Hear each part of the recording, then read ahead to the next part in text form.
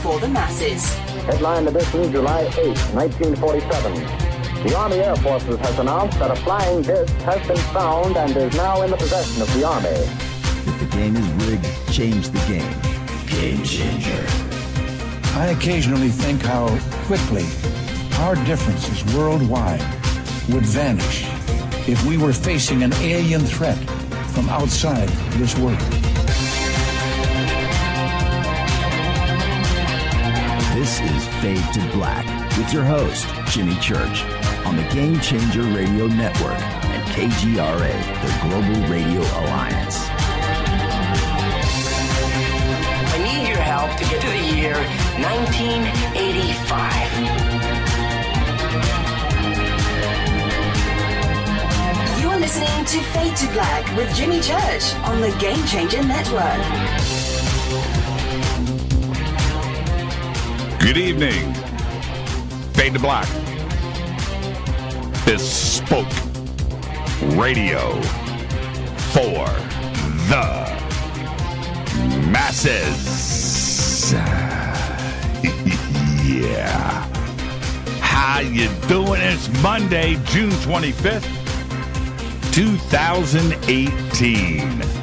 175 days into the new year, just 189 days left. And I would like to welcome everybody listening all around the world, all across the United States. Hither and thither, to and fro, back and forth, up and down, east and west, north and south, far and near. This is Fade to Black for KJCR, the Game Changer Network, and KGRA, the planet. I'm your host, Jimmy Church. What is cracking, everybody? How you doing? How you doing? How you doing? It's Monday, man. I am ready to go. Seriously. All fired up. Tonight, Holly Marie is here. And we're going to talk about the science of the shamanic arts. Yeah. I cannot wait for this show. She's the best. Haven't had her on in so long. I don't know how that happens, but it does, right? It does. Sometimes you're just too close to the fire, and I get that. So Holly is with us tonight. Tomorrow night, Jason Louv. Jason Louv is back. We're going to talk technology. The last time Jason was on the show, we did his new book, John D., an amazing book, by the way. Absolutely amazing book.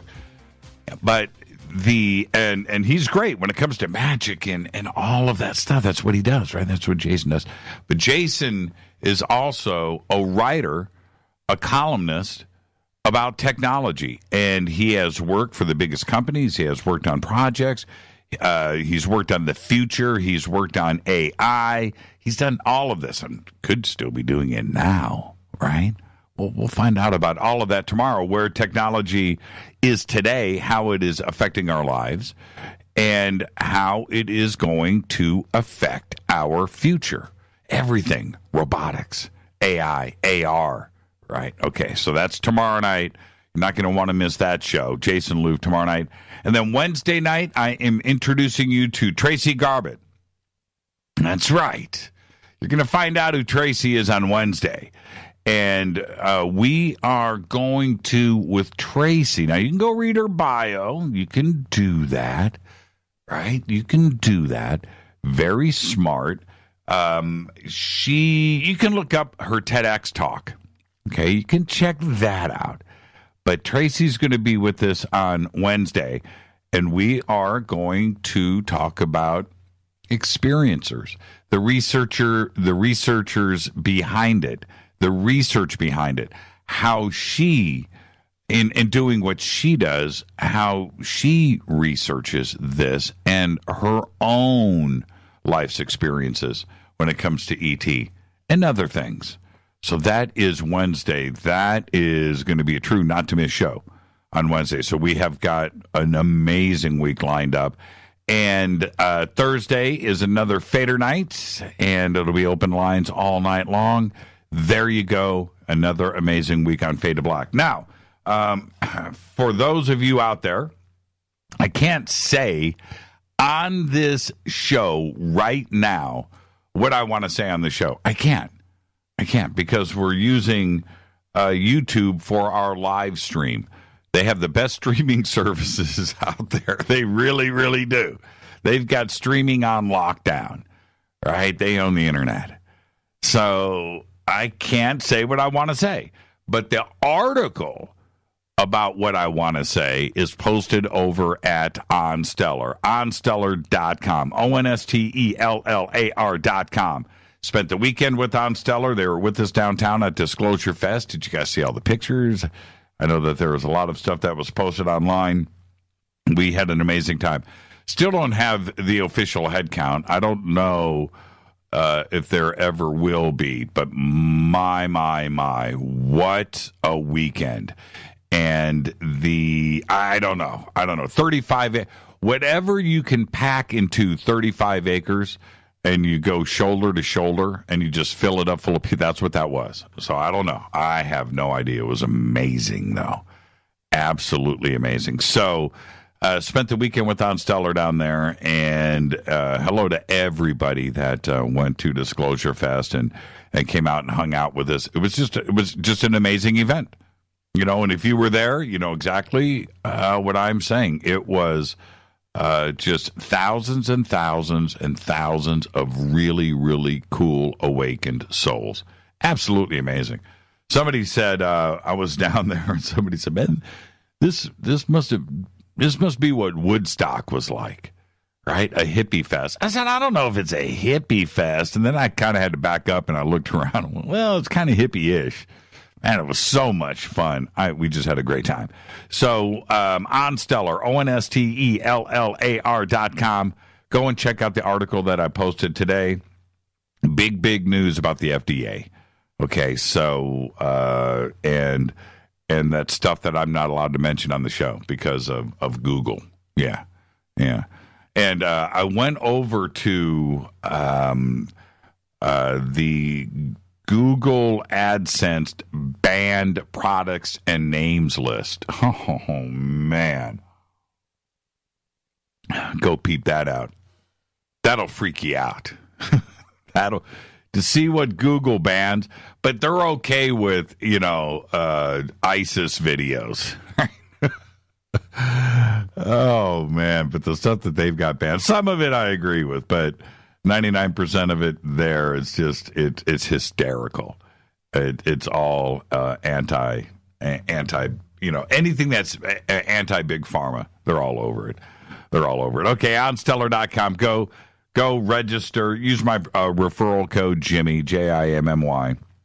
Get registered. Rita and I were talking yesterday and today, and I just spent so much time over there reading everybody's articles and what they're posting. And you guys are smart. The information that is over at OnStellar, what everybody is sharing in those articles, I read one right before, you know what? It's posted, right? It's posted publicly. So if it's posted publicly on OnStellar, can I read it on the air? I'm going to do it. This is from Drizzler. Okay? This is from Drizzler on OnStellar. I'm just going to read this to you. It's the number 2 trending article right now. It's it's called Ghost Story, My First Encounter. And he says, when I was around 8 years old, my family and I were moving from Miami to Bartow, Florida. We were building a house on the property we just purchased. My mother put a mobile home in the front so we could live there until the house was built. My stepbrother and myself stayed there while the rest of the family was moving stuff. My stepbrother and I were sleeping in the living room on a mattress we had. Nothing much in the house because of us just moving. One night around 2 a.m., I woke up from sleep and heard a voice calling my name, Joseph. It wasn't threatening or anything like that. I heard someone calling me a few times at that point. I got up and looked towards the kitchen. I noticed a male figure standing in the hallway between the kitchen and the living room. He was smiling at me, but not in a weirdo way. I asked, "Who are you and what do you want?" I said it many times and woke up my stepbrother. He was fresh out of the Army. He jumped up, grabbed his revolver by the mattress, pointed the gun at the man, and yelled, "What do you want and what are you doing in our house?" He clearly saw the man as I did. My stepbrother quickly turned on the lights in the living room, and we both saw the man disappear into thin air. We didn't know what was going on. My stepbrother ran into the kitchen and all around the house. This really freaked us out, really bad. We ended up staying up the rest of the night until the sun came up. It rattled him so bad, we didn't talk about it to anyone beyond our immediate family. Fast forward 20 years. My mother was looking through a bunch of old photos to give to me and my wife. She wanted me to have something so we could make a photo album. I ran across a black and white photo, and it freaked me out. I yelled, "This is him. I know that he's the one. He's the ghost we talked about when I was 8. My mother stopped and said, "This is your real dad, Lamar Mitchell. He died when you were 8 years old." Wow. How was that? How was that? That is what is getting posted. I mean, the family over at Onstellar, the articles that are getting posted over there are amazing. Drizzler, I commented right before the show. I was just reading through all these articles today. I said, Drizzler, you got to call in, man. You got to call in. Let's see. Hold on. He just, "Hey, Jimmy, thanks for the read, buddy." Oh, wait. I guess okay. All right. He says he'll call into the show one day. Okay. All right. Man, that just kicked off Siri, and that's just creepy. Look, Siri's going off right now, everybody. Kind of turn that off. Drizzler, you just got read, my man. All right. So that is Onstellar, ONSTELLAR.com. And when you register, send me a friend request. Come and hang out with us. The information, the sharing, the family, it's just incredible. And very soon, we've got all these updates that just happened. And very soon, we're going to have our video channels up. We're going to have some chat features. We're going to have some other types of interaction, chat type features, wink, wink. We're going to add those. And it's everything that you want out of a social media site. The blockchain is coming. You're going to have free tokens as soon as you register. Use my promo code, Jimmy, referral code. You're going to get 15 extra tokens. So just go. The token economy is going to kick in with our Onstellar tokens. And then we're off to the races of having fun and rewarding those for all of this exciting research. As I just mentioned, we just spent the weekend over at Disclosure Fest. I want to thank Adrian and Jeremy for putting on one premier event. I mean, it was absolutely amazing from start to finish. I can't believe how much it has grown. I have no idea what to expect next year. Lots to top, but it was an amazing weekend. I've got some breaking news. This morning, Pawn Stars star Richard Harrison, known as the Old Man, died in Las Vegas after a long battle with Parkinson's disease. He was only 77 years old. And I was talking to Rita this morning. I said, he looked like he was 87 10 years ago when the show premiered. And I'm just saying he was not in good health because he was 77 today when he passed. And there you go. But his family was by his side. Cool dude. So there you go. The old man passed away today. Don't forget to sign up for our Soul Tech gathering at ECETI Ranch. I've got some announcements that I can't do today, but I'm going to do it hopefully in a couple of days. We're going to get the website changed around because I want to announce a couple of things that we're going to be doing up there. And but you can go and register now, soultechgathering.com. There are a few tickets left. And thank you. I cannot wait to get up there. Remember, when you register and you get the full weekend package, you are also going to get the very cool, very limited edition Soul Tech t-shirts. Yeah. So think about that. So go now, soultechgathering.com. We're going to have Corey Good's going to be there as my special guest. James Gilliland, Jason Quitt, Matthew Ryan, Michaela Sheldon, Teresa Yanaris, Holly Marie, who's on the show with us tonight. Mary Gabrielle, John Lund, Dana Harvey, Billy Carson, Laura Cantu, and Christine Contini are all going to be there. So I just can't wait for this weekend to kick off. Now, we are almost in July, and then right after that, it's going to be a blink, and we will be up at Soul Tech. And then a week later, August 17th through the 19th, I'll be out in Colorado, Loveland, Colorado, for Dimensions of Disclosure with Corey Good, David Wilcock, Emery Smith, Teresa Yanaris, Gerald O'Donnell, Jordan Sather, and 20 other speakers and presenters. You can just go right now to dimensionsofdisclosure.com for tickets and info. Right there in beautiful Loveland, Colorado. Don't forget to subscribe to our podcast. We have over 875 archive shows right there for you. Apple, Android, all platforms, just $2 a month.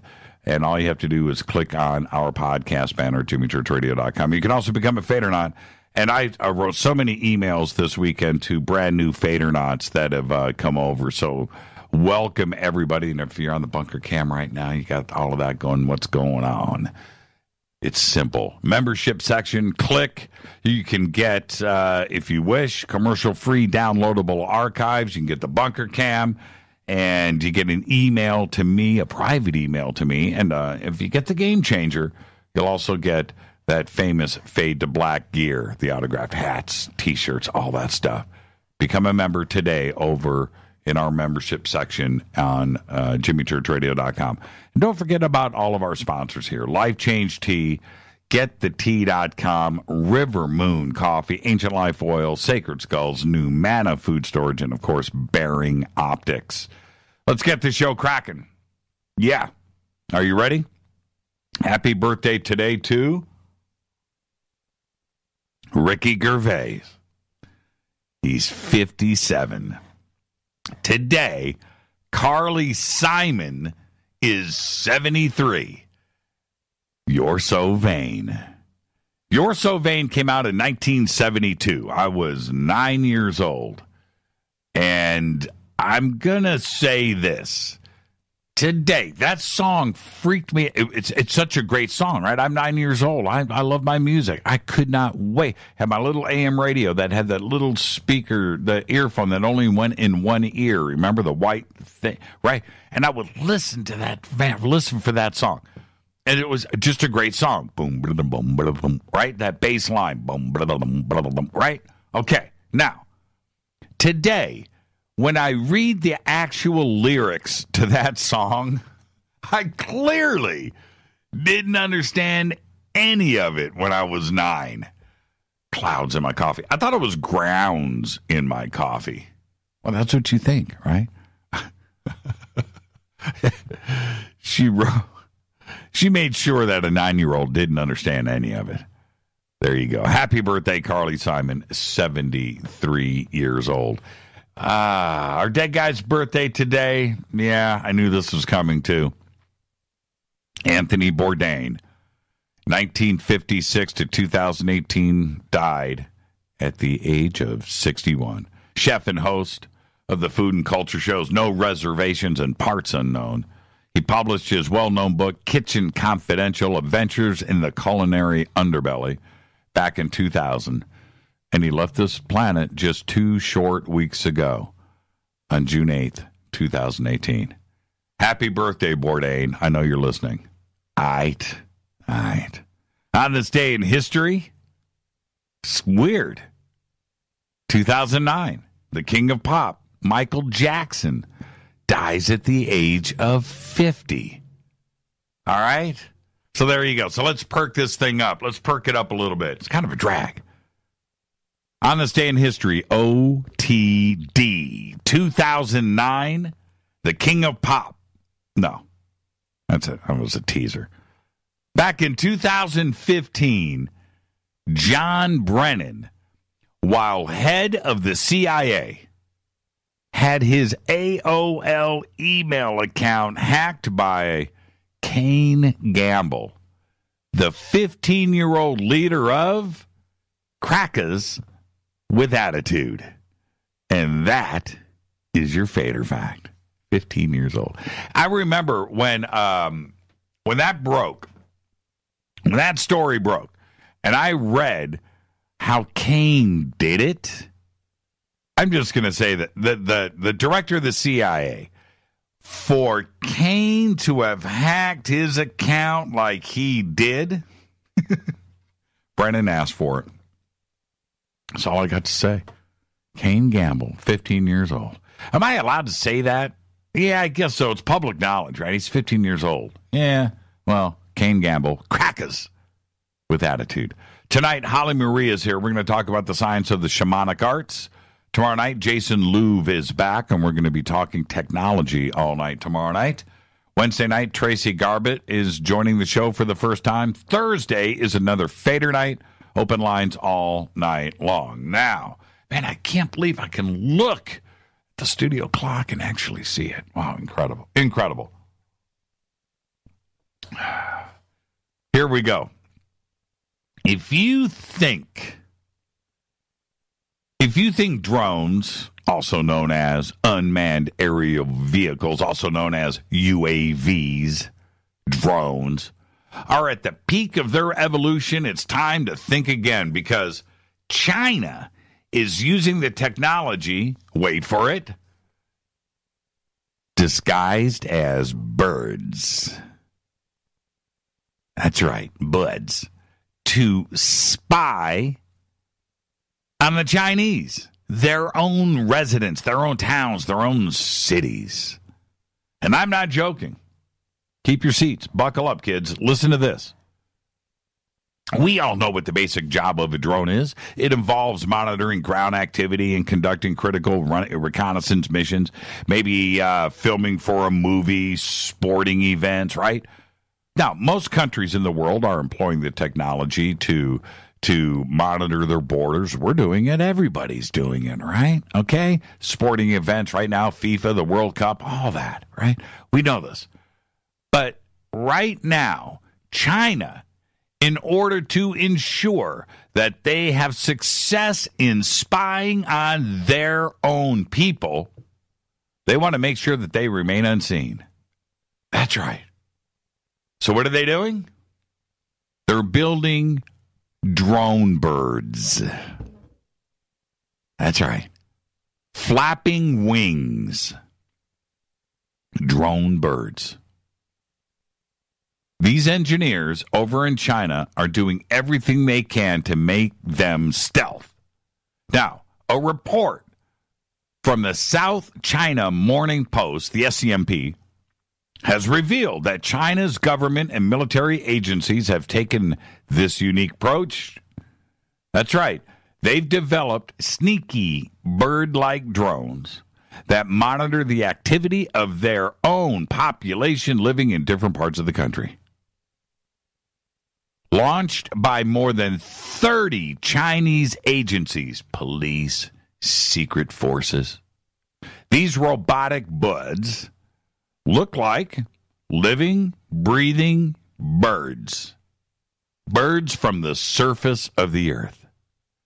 They recreate everything, the motion of the flapping wings, and the way that they operate. They can fly at up to speeds of 40 kilometers per hour. They climb, they turn, they do everything in the air. Now, from the ground, looking at these flapping drone birds, can't tell the difference.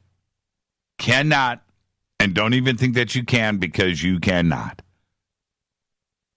The program, are you ready? Are you ready for this? It not only eliminates the need for conventional rotors that help keep a UAV up in the air, but also aids in the idea of evading human detection with your eyeballs, or even radar detection, because radar thinks these are buds. One of the researchers who worked on the spy system noted that these drones mimic 90% of the motion of a real bird, and are so quiet that even real birds fail to recognize them as different and fly alongside them. They don't have those rotors, the whirring motors. These things flap their wings. The program is called Dove. is currently surveilling at least 5 Chinese provinces, with the majority of the focus being on the Xinjiang autonomous region, which shares borders with 5 countries: Mongolia, Russia, Kazakhstan, Kyrgyzstan, Tajikistan, Afghanistan, Pakistan, and India. While it is far from a countrywide adoption right now, the initial testing and use of the spy birds have shown that the technology works, particularly for military uses. Each robotic bird weighs around 200 grams and uses a flight control system with sophisticated cameras, GPS antennas, and a satellite data link to transmit the observational data in real time. Think about this. Yang Wingqing, an associate professor of China's Northwestern Polytechnical University and a member of the team behind Dove, says the scale is small. They got tiny birds. We believe that technology, I'm quoting here, has good potential for large-scale use in the future. It has some unique advantages to meet the demand for spying on our people. Wow. However, there's always a however, right? However, China says that the military won't be the only one that could leverage the capabilities of these bird drones. The team involved in the project believes that these drones could even aid the teams involved in emergency response, disaster relief, environmental protection, and urban planning. Yeah, right. So, here's the good news for the good people of China. To battle the drone threat, the United States military is working on some lethal counter-drone weapons. The Pentagon, in collaboration with Raytheon, has produced 2 unmanned aerial systems. 1 counter-unmanned aerial systems, by the way, CUAV. One that uses high-power microwaves, HPM, to disable the target, and the other one deploys a high-energy laser, otherwise known as HEL, H-E-L, to disintegrate it. The 2 systems were put to test in recent maneuver fire integrated experiment and were able to take out as many as 45 different drones right out of the sky, along with a few stationary mortal projectiles, by the way. In the 2 videos that I watched today, and they were amazing, the weapons can be seen taking out different styles of drones. However, they are not blowing the UAVs up in the air, but burning through their systems in their own unique way, something Raytheon describes as soft killing. It's a kinder, gentler drone killing. It's more humane. The HPM relayed a wide microwave beam that burnt through control systems of the drones and disabled them. The system knocked down 2 to 3 UAVs right out of the sky in a single blow. Now, meanwhile, the high-energy laser, or HEL weapon, was mounted on a rowdy dune buggy, and it took down 12 drones during the exercise, using a power laser to burn through the external plastic of the vehicle, leading to what? Well, of course, structural failure. Yeah. They caught on fire. It's pretty cool, actually. While the videos of the flaming bird drones, I can imagine that they will be flapping their mechanical wings in vain while crashing to the ground all around Beijing, will be coming soon to a YouTube channel near you. Seriously. Tonight, Holly Marie is here. We're going to be talking about the science of the shamanic arts. Tomorrow night, Jason Louv is back. We're going to be talking technology. And Wednesday night, I am introducing Tracy Garbutt to you. This is Fade to Black. I'm your host, Jimmy Church, and I'll be right back with our guest on this beautiful Monday, Holly Marie. This is Fade to Black on the Game Changer Network and KGRA, The Planet. Don't forget to follow me on Twitter at JChurchRadio. At JChurchRadio. Simple enough. Come and hang out with us. Hashtag F2B is the sandbox. I'll be right back with our guest, Holly Marie. Stay with me.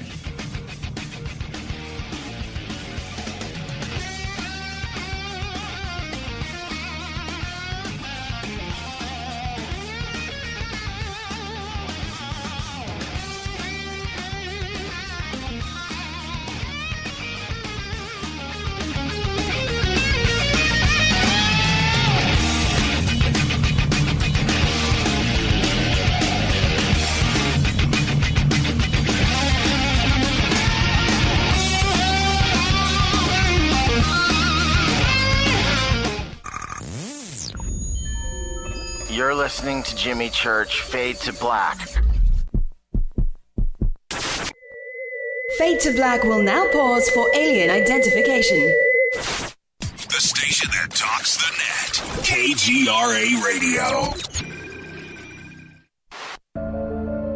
When you take the beans from Central America with dashes of Indonesian and African mixed in and then roast it to the dark side of Fade to Black, you create the ultimate brew of fringe. Introducing the Fade to Black blend from River Moon Coffee. Yes, River Moon's darkest customized roast was created for the love of Fade to Black. The alchemy of masterful roasting and smoking the beans is in every sip of this full-bodied, dark Java. I need my coffee dark, deep, with distinct bittersweet chocolate highlights, just like the bunker. Leaning further into the darkness of the roast is Fade to Black blend from River Moon Coffee. Just click on the banner at jimmychurchradio.com and use the promo code F2BBLEND for 15% off of your order today. Go Beckley Teppy. What can I say about the most popular tea on the internet? And what do customers say about Life Change Tea at getthetea.com? A lot. But by federal law, we at getthetea.com cannot make claims to how this product can enhance your health. We cannot even post our testimonies without being in compliance. So how do we get past the hump? Try our products at getthetea.com and see for yourself. You can send us a testimony, but we just can't post it. Bummer. Our products are GMO-free and organic. We pride ourselves in being the best we can be, and we urge you to take charge of your health. We're 11 years strong, and many of our customers have shared their successes with friends and family. Protect your colon. Log on to getthetea.com. That's getthetea.com. Getthetea.com. Getthetea.com. 9 out of 10 geneticists agree. Fade to Black is not your father's radio show on the Game Changer Radio Network and KGRA, the planet. Win big with KGRA this summer. Tickets and hotel accommodations to the biggest conferences, autographed books and DVDs, chances to win all-inclusive conference cruises, and private dinners with your favorite KGRA hosts. Click the contest tab at KGRAradio.com for your chance to win big this summer. Your contact for the best alternative talk radio on the planet. KGRAradio.com. Hi, this is Rob Reiner from Anvil, and you're listening to JimmyChurchRadio.com. What's up? I'm Chris. What up? This is Kyle Massey, and you're listening to Jimmy Church Radio.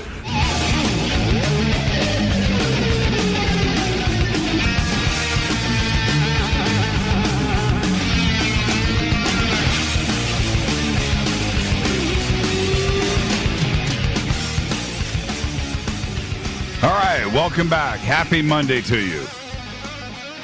Hello, everybody out there in the bunker camp. All you fader knots. It's Fade to Black. I'm your host, Jimmy Church. Follow me on Twitter at JChurchRadio. You can follow Holly. You can follow Holly. Holly Marie. It's right there. Right there in the Twitter feed. She's hanging. Tomorrow night, Jason Louv is here. Wednesday night, Tracy Garbutt. Thursday nights, another Fader Nights. Open lines all night long. Great week we've got here on Fade to Black. Kicking it off tonight with Holly. Holly Marie of Earthsong Healings helps people get to the heart of what's weighing them down by using ancient, multi-dimensional clearing technologies to uplift people into true empowerment and emotional freedom. Many of her clients seek Holly for deep-rooted ancestral traumas that need to be cleared through the DNA, inner child work, soul retrievals, entity extractions, and to free themselves of mental slavery. Sounds like everything that I need. Holly is a huge advocate of alternative healing and believes that most prescribed medications are not needed, and she does what she says here, by the way. Maybe we'll get to some of that later on tonight. And that through reprogramming the belief system, we can gain back our health, mental well-being, and joy. She has worked with the Qero of Peru, Michael Harner Shamanic Institute, Ancient Crystal Skulls, Rainbows Are, the ET Skull, and the Dolphin Clan. She has been a CMT since 1998 and has studied crystal healing, Reiki, and Theta Healing. Tonight, we're going to talk about something that is of great interest to me and all of you, the science of the shamanic arts. And her website is earthsonghealings.com. And I would like to welcome back to Fade to Black our good friend, Holly Marie. Holly, good evening. Hi, Jimmy. How are you? I'm doing good. I saw your pictures of the trophies. Yeah, it was a wild weekend. Yeah, you guys are starting to rack that stuff up. Do you guys have a trophy room? You know what? We have so many BMX trophies. It's ridiculous. We're going to need a room, seriously. I know, right? You know, that it's so cool to see you all suited up and of course your son. Is Mark doing it too as well? It was Mark and Phoenix who raced the Nationals this weekend. Oh, you didn't? I thought you raced. Oh, you were there for support? You were the pit crew? Yeah, I was the track mom. You were the track mom. No, you know what? I was racing, and then I went down really hard in Vegas and separated my shoulder, and I've been gun shy, but I have a commitment that I will race before Soul Tech. Well, I have made that commitment. You should go down Mount Adams at Soul Tech for everybody. We'll videotape. No, okay, bad idea. Yeah, right. Oh, but you're a healer, alternative medicine. You should be good to go. You're right. I should be, right? You should be good to go. Well, welcome back to the show, Holly. And I wanted to add, you guys are all into, and I know that Mark is too, technology and stuff. Do you guys have a drone? Does Mark have a drone? No, and I was just listening to you talk about the Chinese bird drones. Yeah, that's crazy, isn't it? Yeah. I mean, I'm hoping to get into a little bit about why and how we're allowing so much artificial intelligence to start coming up so fast. I know. It seems like we can't pump the brakes on it. I've got a really cool drone that's got a camera on it, 1080p camera, and I was flying it around the house. Well, okay, this is the bottom line. We went on a vacation, and I had the drone, and we had this really big vacation home that the family rented, all of us. So we had this big home with this huge, like 3-story living room, dining room area, big, humongous. So I'm cruising the drone inside of the house using the camera, and I'm looking at everybody, and I got to tell you, that's evasive. Invasive, I mean, evasive. Yeah, it's evasive too. And nobody, and it's crazy. I didn't like looking at myself. You know what I mean? And so if I can do it so easily, so can everybody else. This thing is pretty quiet. And once you take it outside and start cruising it around, you can't really hear it. The bigger drones you can to a certain point. But anybody's got the ability to spy on your neighbors, across town. You can do whatever you want these days. The technology is right there. I totally agree. And what's scary about that is then, someone's out. If you piss somebody off and then they fly a drone and catch you in an unfavorable moment, they can just upload that on social media in a heartbeat. That's right. In a heartbeat. Like there's no hiding these days. And the reason why I'm bringing this up with you is that you, who you are, who Mark is in Phoenix, you guys are a family with morals. Your feet are on the ground. You guys respect the community, and it's part of your process that you've been going through. Mark certainly is fully woke, right? He's awake. And this kind of, you would never do that. And that's part of who you are. How did you get to this point?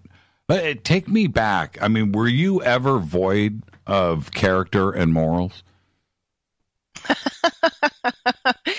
Oh, yeah. I was a terrible person. I was a horrible person growing up. Well, continue. Because you're not now. You're wonderful, warm, and just unbelievably grounded. But I have my moments. Okay. Well, I haven't witnessed them yet, but I look forward to it. But let's go back. Let's go back. What do you mean you were a horrible person? I think a lot of people have heard my story. I grew up really sick. I was bullied. I had depression. But putting all that aside, I grew up in a very Christian-based atmosphere, and it was the Baptist, so there was a lot of fear. And I think people all process fear a different way. And the way my upbringing in the church, and this was just my upbringing in my Baptist church, I do not want to speak for all of them. This is just my experience. It was so fear-based that I feel like I projected that fear out into the world. And I was also mean to people. I was mean to people because I had so much fear inside of me. And there were some times that I remember, and it still bugs me to this day, that I was really mean to some girls because I didn't know how to process how I was being bullied and how I was being treated, on top of being sick all the time and on top of having this weird dogma drilled into my head. So I would project it out onto somebody, maybe weaker than me, and I would be mean to them. And that's a burden, right? Absolutely. And I'm talking when I was very young, like in grade school, when I was very young. Right. But it still, and there's still times where, I can't get through to somebody, or I think somebody's not being fair to me. And that anger will still well up. But I tell you, like, the minute you do something that you could regret, I would never do anything like that now. But you just, with this day and age in technology, you cannot. We are on technological lockdown, basically. When I say burden, because even though you say it was in your childhood, that's also what charts our course through adulthood. And we can go back. I do it all the time. I think about certain things when I was very young, 5, 6, 7, 8 years old, and I am emotionally, I get ripped up when I think about those things, and so it stays with you. So is that, sort of a reminder for you where not to go and how people feel when they are affected by you, and everybody can affect others around them. And think about those other girls, how they are affected today as adults. Right. Now, and there wasn't that many people that I could be mean to because I was so beat down myself, but there are two girls that come to my mind, and yes, there were two incidences when I was just very mean to each of these girls. And even though, I've done forgiveness around it, it's more, I'm sure they're fine. Like, they probably don't even remember. And in most cases, people don't remember. It's you that carry that burden. Right. And, even though through the forgiveness work, it's like, it's like I'm ashamed of it. I'm ashamed of it, but I didn't know any better, and it was like a coping mechanism. Now, how do you go from a heavy religious Christian background to shamanism? And not only that, I know that I want to spend some time on this. I'm fascinated with it. But are you cutting cords too as well? Do you have to walk away, or is there a gentle transition? Explain how that works. So for me personally, it took a really, really long time to flip the switch, right? I remember in college, I walked out of biology because I had such dogma ingrained into me from the church, and it was all fear-based. I walked out and dropped out of biology in junior college because they did not believe in creation. At all. And so, and what about the other things? What about like Santa Claus and magic and fun as a child? Did you experience all of that? My parents did the whole Santa Claus thing, right, and the whole Easter Bunny, and like by third grade, I figured it out. But no, we did that. And my mom was the one that would drug me to church every Sunday. I don't know why. She's totally not religious. My dad would never go with us, but that whole process, and, children are so impressionable that these deeply ingrained beliefs stick with you for a really long time. So I was still dealing with this through junior college. Then I became a massage therapist, but I wasn't spiritual, right? I only took people who wanted, they had an injury. Yeah, sports medicine, right? Had stress or injuries. There was no spiritual stuff going on. And then as time went on, it's like you get to a point where you're dying inside. You are literally dying. You can no longer go on the same path that you're going on with these beliefs that somehow, some way, they're not right. At least they weren't right for me. You feel it in your heart. It's not resonating. And if you don't change your course, you get so physically ill. You get so sick. I was so sick. In fact, I'm so lucky that I didn't have half of my intestines surgically removed. I mean, it's like, I feel like I got out just in time. What was that moment? What was the epiphany? I'm a slow learner. It was a series of events, but I gotta say, so during my massage, this man came to me for a massage, and he became a client, and his wife worked at a hospital, and his wife was a nurse, and she would literally take cancer patients out of the hospital and get them on green smoothies, like the kale green smoothies. And him and his wife would literally, and I'm not going to say the hospital because I know the FDA is listening, they would literally cure these people of cancer. And so this guy, and he's amazing, he was very high up in the Navy, and he was very spiritual, and he really kind of helped me open my eyes. He used to work with the George Adamski Foundation. Really? Okay. Oh, yeah, I have like books signed by George Adamski. I've like handled his passport. I mean, this guy was no joke. And so my client that, worked with George Adamski, he's the one that really kind of held that space for me to open up.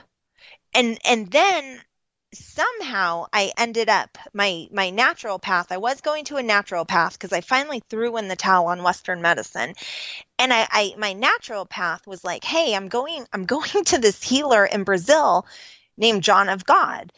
And, maybe you could let your clients know if anyone's interested." And I'm like, "Oh, John of God." I'm like, "You're a whack job. Like, I'm not gonna tell anybody about you." And I literally leave her office and I get to my car and I'm like, I'm going. So I went to Brazil, and John of God is the same person that Gail Thackeray, goes to and takes her tours to. And I went down to Brazil, and when I walked in to this healing center, it's called the Casa, where John of God was, I had the most insane breakdown of my life. Like, just everything that I was holding in, I just started sobbing so hard. Like I had to have 3 women hold me up. I couldn't even stand up. And I feel like obviously I was in low vibration because I was sick all the time, being flung into this high vibration and just having the space to release. It's like that was when I really started to change course. And so since then, I've been down to John of God 4 times. I found out I was pregnant down there with my son, Phoenix. I've seen stuff that is unexplainable. I've literally seen John of God take a kitchen knife and scrape a blind man's eyes, and the blind man could see again. No. Yeah. I was down there. I think it was my second time down there, maybe second or third time down there. And there was a group of American and Canadian doctors that wanted to come check it out. Like the same people that try to go debunk ESETI and then they have crazy experiences. So they went, and yes, there was this man in a wheelchair, and John of God, like João de Deus is how you say it. Right. In Brazil, he scraped this man's eye with a kitchen knife, and the guy could see. I mean, I was right there, and the doctors were super distracting because they're like, oh, this can't be done, blah, blah, blah, and this man could see, and it really shifted my reality. I've seen pictures of him with that famous knife, right? And, he's got the throne that he sits on, Yeah. It's a throne, right? I guess you would. Yeah. Okay. Well, it's throne-ish.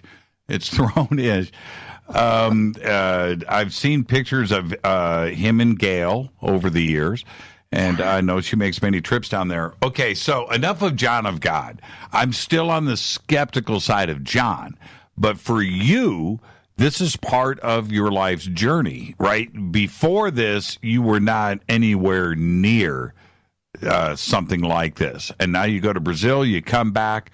What happens next? Well, wait, there's more. I also had my first experience with a shaman, the very first trip to John of God with a shaman from the Amazon, from the Jaguar tribe. That was my first experience with a shaman. Okay. Now, Okay. Let's just go there. Let's go. What happened? Were there drugs involved? No, not at all. Not this trip. No, not at all. In fact, I've still not done ayahuasca. So no DMT, no ayahuasca. Nope. Okay. He did something to my energy field, and I'm like, okay, whatever. Like, I really don't believe this.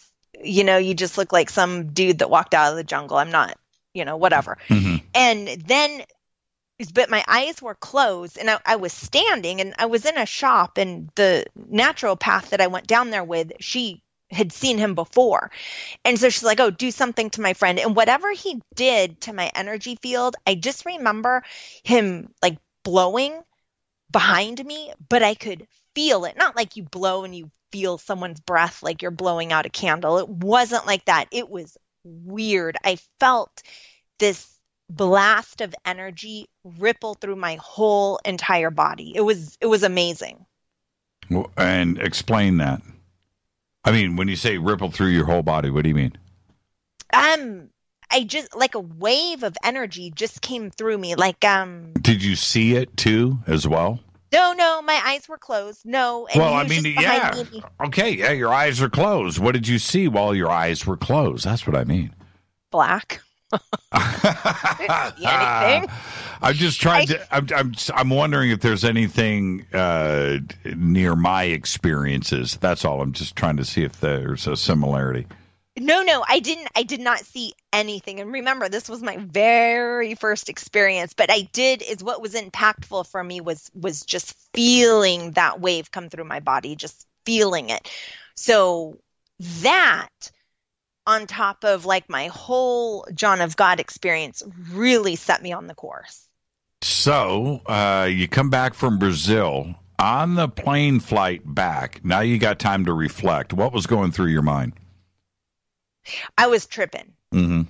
Like, I mean, just literally, it's like your whole reality is shifted. So you just start thinking about the possibilities, and you really start to question your beliefs. Like, so I really started to question, how fear-based my upbringing was, and, why am I so sick?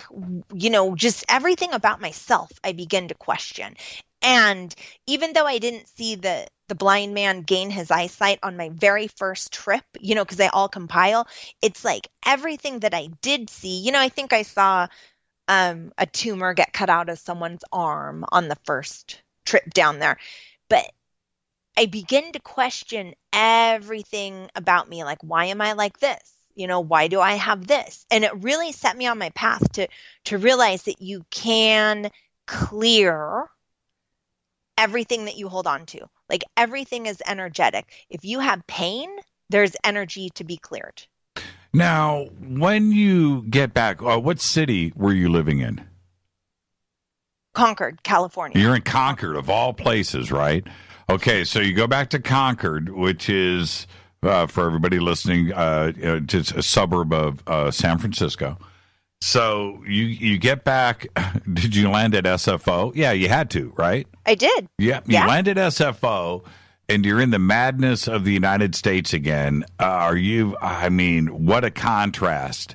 And you're looking at people and cars and life and all these disconnections all around you. Absolutely. Right. It's a fascinating observation because the contrast is immediate. It's only a 5-hour plane flight or whatever, right? So no. Right? So you get off the plane and you're looking around. Now what is going through your mind? Did you feel like you didn't belong? Yeah, absolutely. And I don't know if you know the rundown from Gail, but when you're in Abagiana, where John of God is, there's no TV. There are no cell phones. The only way to call out, well, this was several years ago, is you use a payphone. Mm. There is no TV. There's no radio. You are completely cut off from the rest of the world. And I'll tell you, you have never felt so connected before. You've never felt so whole and just complete. So I get off the plane in San Francisco and I'm just like, can I please get back on and go back? The disruption it's chaotic. It's chaotic. I remember in a weird way, I've had this observation many times in my life. Okay. I've done it. I've gone from country to country and noticed things. But last year, when we spent 4 days up at ECETI and, intentionally disconnected, right? Disconnected. And we came back after 4 days, and I'm with my family, Rita and I was like, I don't want to be here. I don't want to drive on this freeway. I don't want to be in Los Angeles. I want to go back to ECETI. There's something that happens when you're connected to the earth. There's something there, and then you have that very, very direct contrast observation that happens to you. I went through some dramatic things while I was at ECETI. And, I came back to Los Angeles, and I was like, man, I don't know if I want to give this a go. I'm not digging Los Angeles right now. And so for you to go from Brazil and John of God to Concord, that's got to be as dramatic as it gets. Oh, man. Yeah, absolutely. And I've been to Machu Picchu, and it's the same thing coming back from Peru. Mm-hmm. And, yes, you just come back and you don't know what to do, but you don't want to do what you have to do. Everything seems so unnecessary. Everything. Watching a line of people at Starbucks after that, just like, what? Everybody running around, especially in Concord, where it's nothing but technology and money. That's it. It's technology and money running around. We got to take a break right here, Holly. So let's get this out of the way, and we'll continue this conversation when we come back tonight. We are talking about the science of the shamanic arts. This is Fade to Black. I'm your host, Jimmy Church. We're going to do all of this and much more tonight with Holly. It's going to be a great conversation. Stay right there. Be right back. You can follow me on Twitter at JChurchRadio. Follow Holly at Holly. What's your Twitter? Holly Pachamagic. There you go. We'll be right back.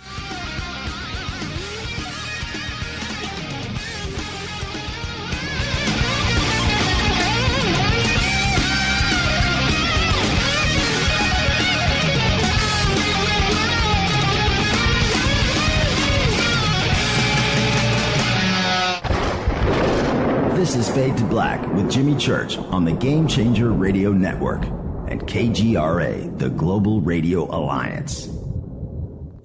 This is KGRA Digital Broadcasting Station, Salt Lake City, Utah, Van Buren, Arkansas.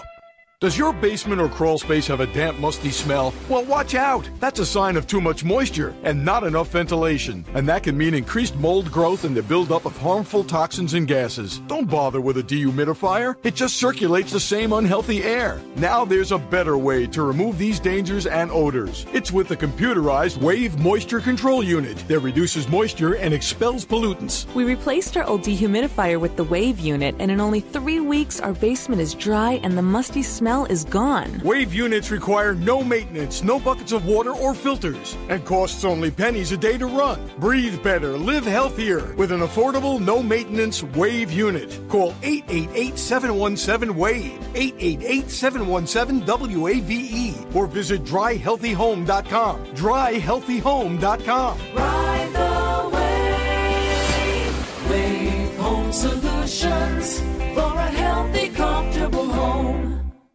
Hello, I'm Katie, and you're listening to my main man, Jimmy Church, on jimmychurchradio.com. Hi, this is Ray Hobbs here, repping the planet, and you're listening to my good friend, Jimmy Church, Fade to Black, on the Game Changer Network and the KGRA Digital Broadcast Station. This is Toby Kebbell. You're listening to jimmychurchradio.com. Don't hurt me, Jimmy. I'm only little. Hey, I'm Adrian Grenier. And this is Ari Gold. We're the Honey Brothers. Yes. We are of the Honey Brothers. Hey, I'm Adrian Grenier. And I'm Ari Gold. We're the Honey Brothers. And you're listening to Jimmy Church. The Revolution. This is Micah Hanks of the Gralien Report, and you're listening to Jimmy Church on Fade to Black, across the globe on the Game Changer Radio Network and the one and only KGRA Radio, The Planet.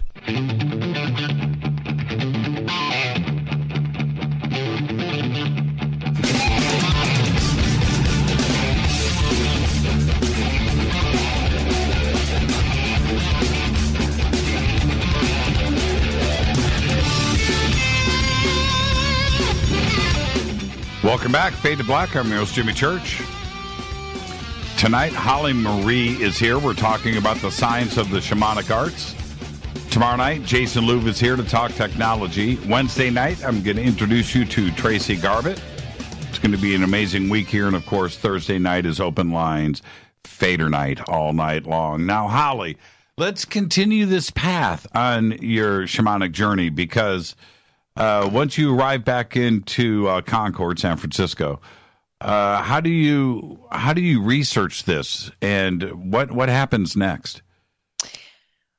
Well, a few years passed, and I got to a point where I really wanted to start doing more for my clients. I had a really big massage therapy business or practice back in Concord, and I mean this was in 98, right? It was years ago. And I wanted to expand more, but I was still having that weird, dogma ingrained in me. So someone mentioned that I should go to a shaman, right? So I found a lady and I started going to her for a couple of sessions to open myself up more and clear my trauma and everything that I was holding on to. And I eventually started taking her. She taught the shamanic medicine wheel in the Qero tradition of Peru. And I took her class. I became her assistant to help other people come through the wheel.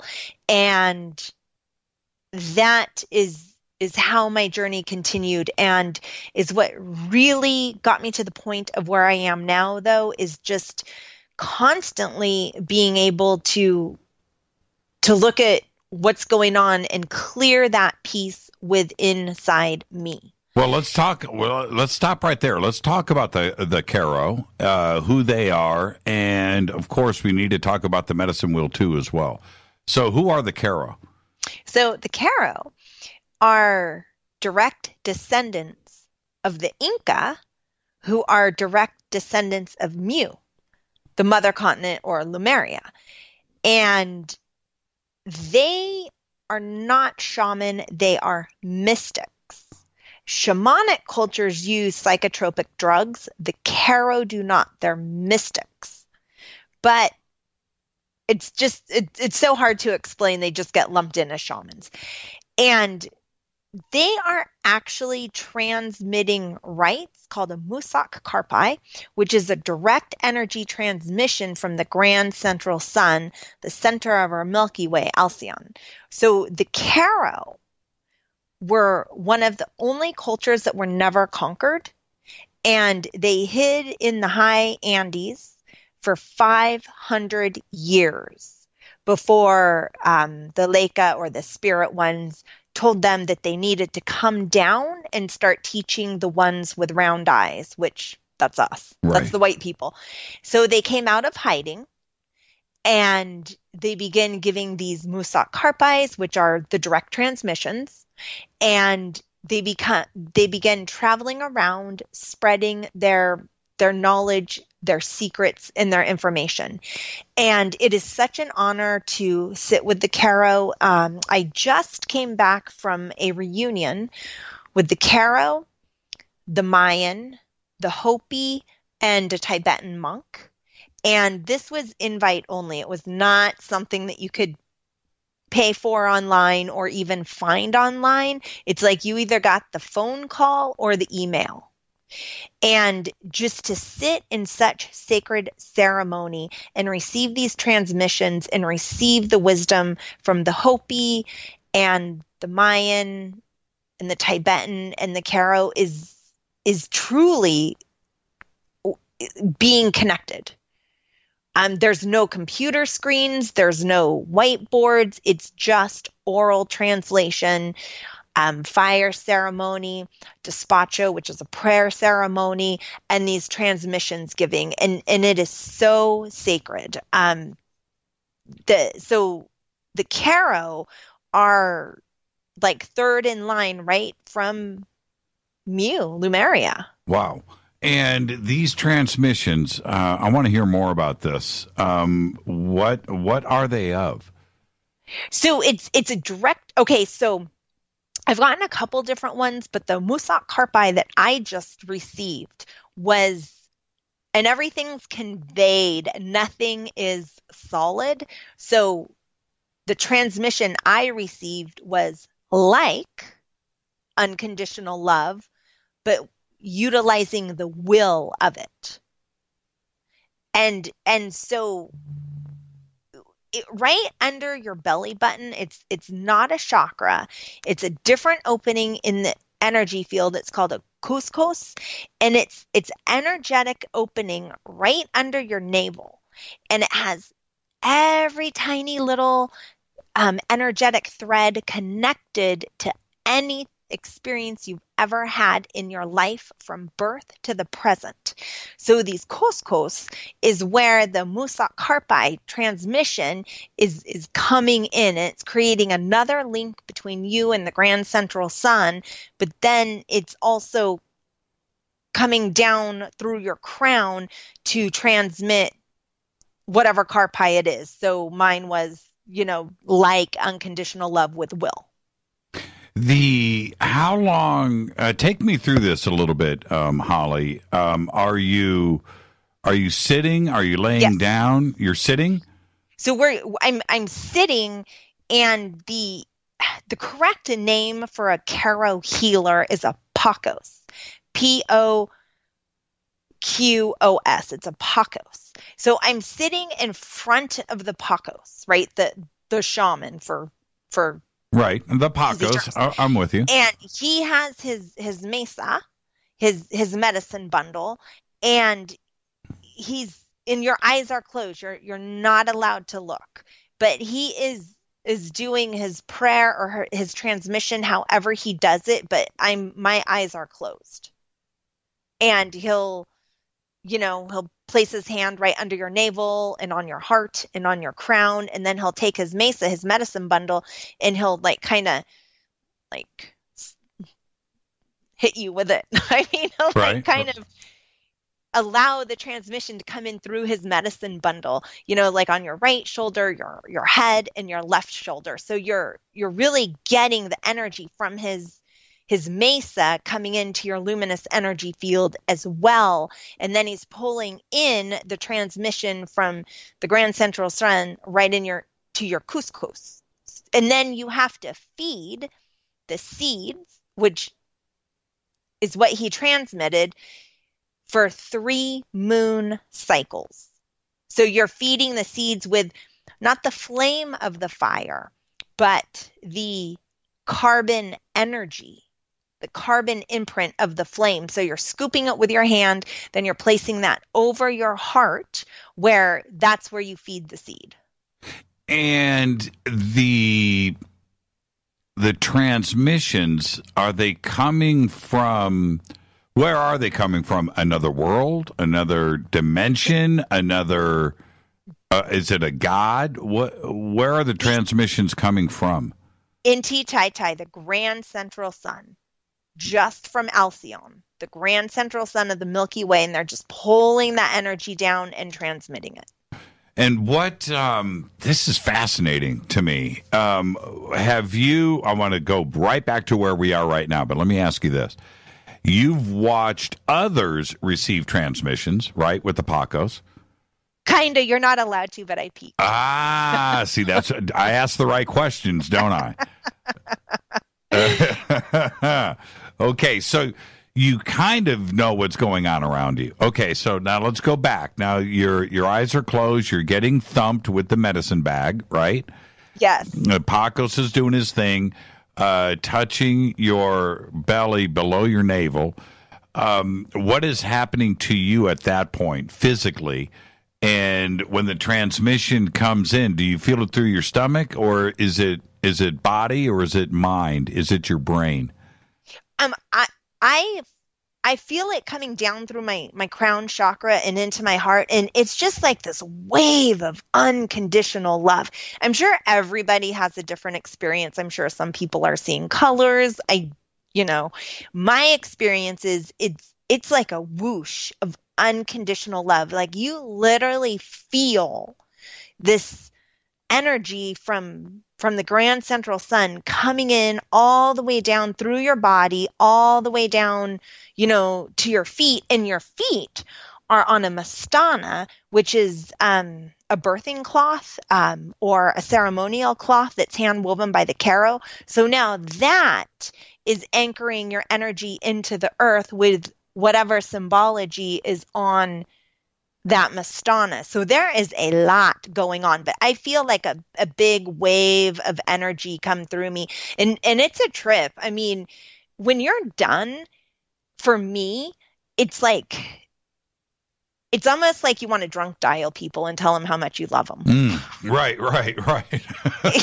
I can only imagine. How long is this part of the ceremony?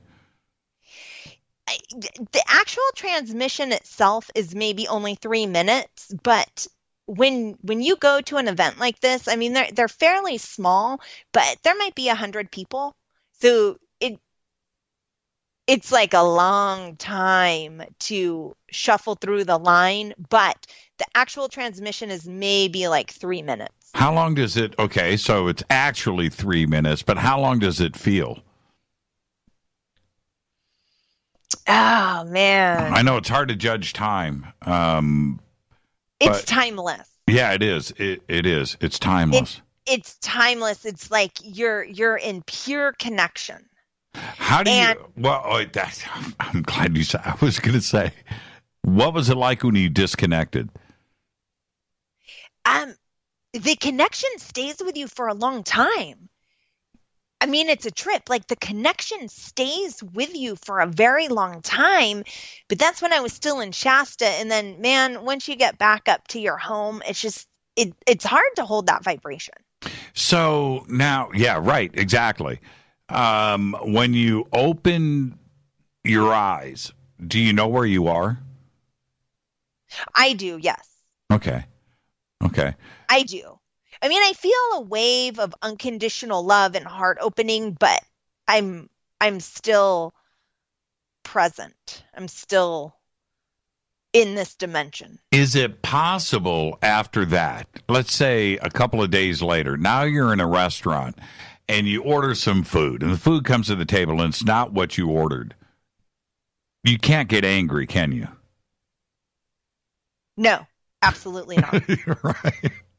What about, and I'm not making light of this. I want the audience to understand exactly your state of mind and state of being.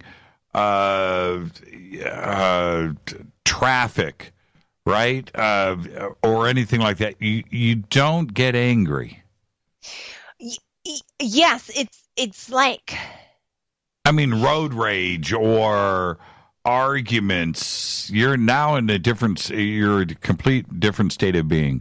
It's almost as if things slow down.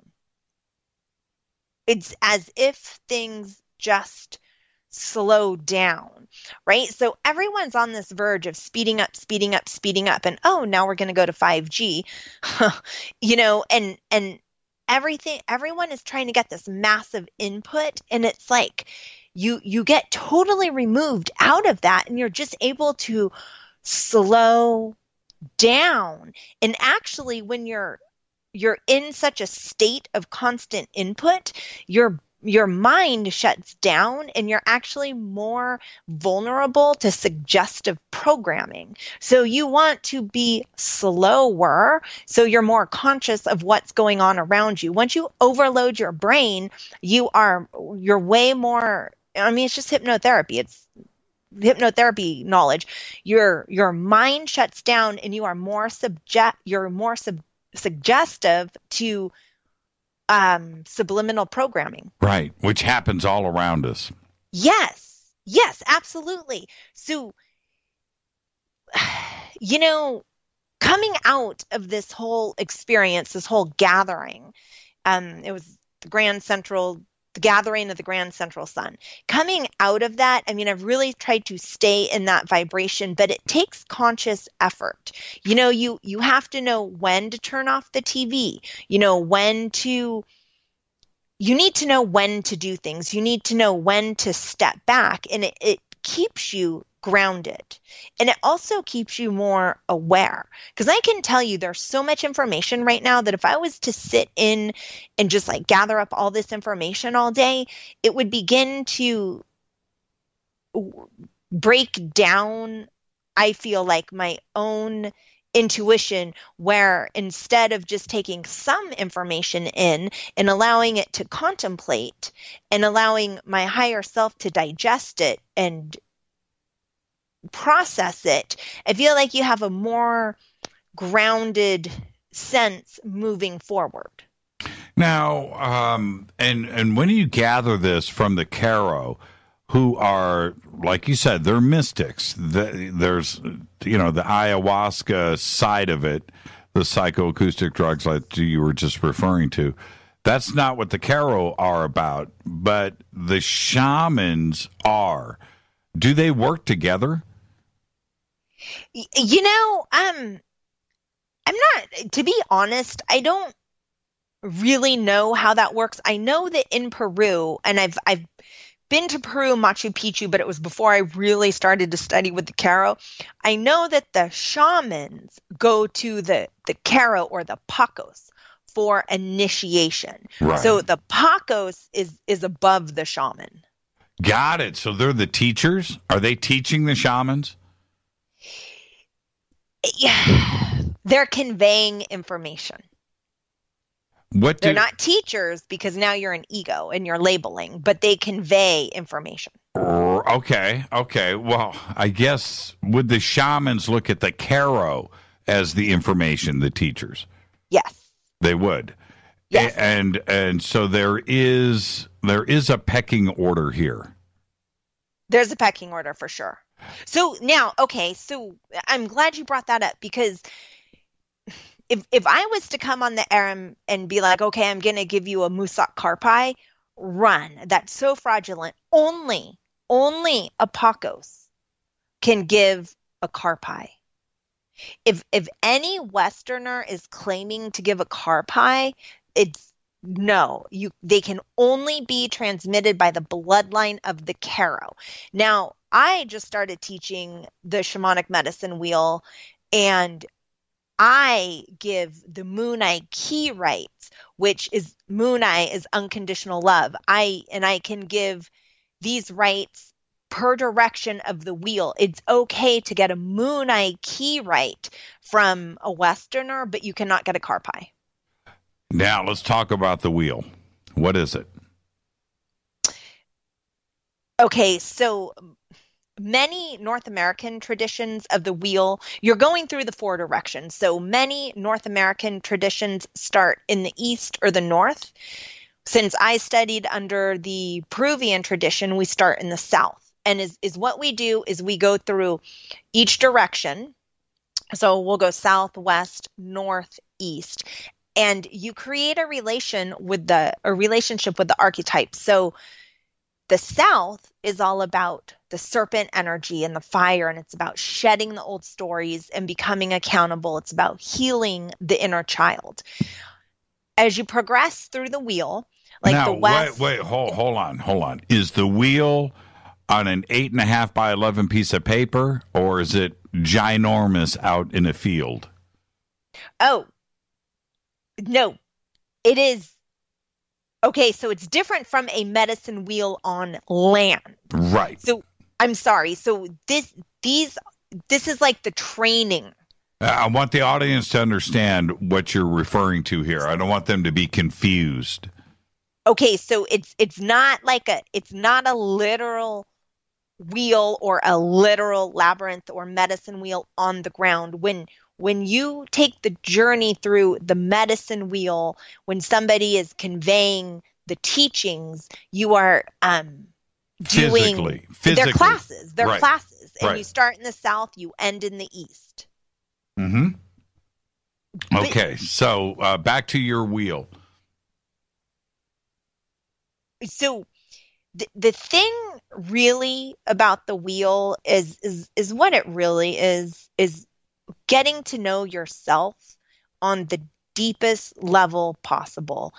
And the practicums that we go through are so, they're so profound. The next direction that I'm doing, I just completed the south, and there's a fader knot in my class, and I'm so excited because she's amazing and she brings so much to the class. So then we're going to progress into the West. And the West is about the shadow and projection work. It's about removing entities and crystallized energy. And we get into the really cool, fun practicums. And then as we head in, and that archetype is Jaguar, and it has to do a lot with the second chakra.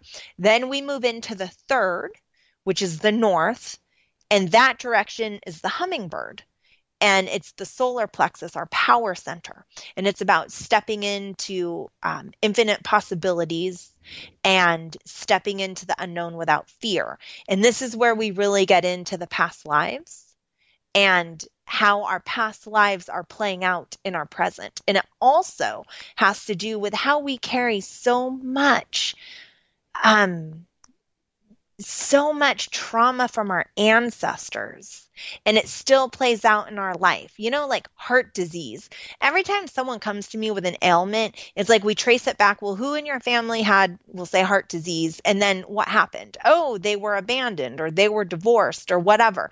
It's that energetic experience that creates the physical ailment. And that's what so many people don't understand. If you have pain, there's energy to be cleared. And so many times it goes into the ancestral lines.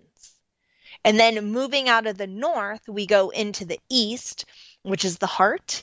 And in the Qero, it's eagle condor. It's flying wing to wing with spirit, and it's bridging the gap of duality. So it's when North America and South America come together as one unified field. That's why you have the eagle and the condor. Flight. Yes.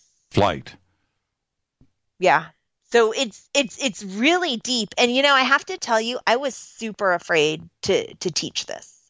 I've gone through the medicine wheel once as a student, 3 times as an assistant, and then I started to co-teach, and that dissolved. And I really wanted to share this work with other people because it's so profound. And I literally got permission from a Hopi elder that said, go teach, because I feel like this is such a culturally sensitive thing that I feel like a lot of Westerners are just running out there claiming to be these self-proclaimed shamans and all this crazy stuff. And it's like, no, you're completely trashing the work. The work is to be held sacred. And so I really had a lot of fear in presenting this work, but so far so good. It's going really well. Yeah, I've looked at so many different medicine wheels. They all have a basic part of it. There's different versions, but pretty much, and it's interesting how the Qero start because of Peru, apparently the South, which is generally that's Earth, that's Gaia, that's Mother Earth, right? Yes. And yes. And then so you start there, and as you heal, and you go to the West, now we're dealing with emotions. We're dealing with the moon, right? And yes. That's to the. See, I'm pretty good.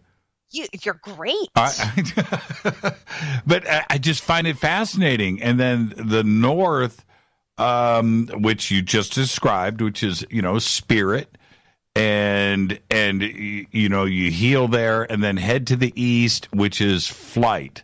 And then when you come out of the East and head back south, what is that transition? Well, that can be a rocky one. Right. When I got out of the East as a student, we lost our house. I remember. Do I remember this story?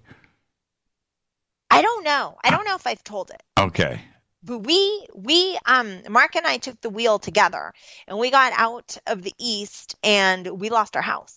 It was completely insane. Like, we got foreclosed on. It was just like our teacher kicked us out of the community. It was insane. But looking back, I wouldn't be here if that didn't happen. What? How did? You know what? I got to take a break right here. I'm gonna. I was gonna ask how it changed you and Mark's relationship, and so you think about that one, Holly, and you can answer. You can answer that when we come back. Our guest tonight, Holly Marie. Yeah, we are talking about the science of the shamanic arts, discussing the medicine wheel of transformation. We'll be right back. This is Fade to Black. I'm your host, Jimmy Church. Stay with us.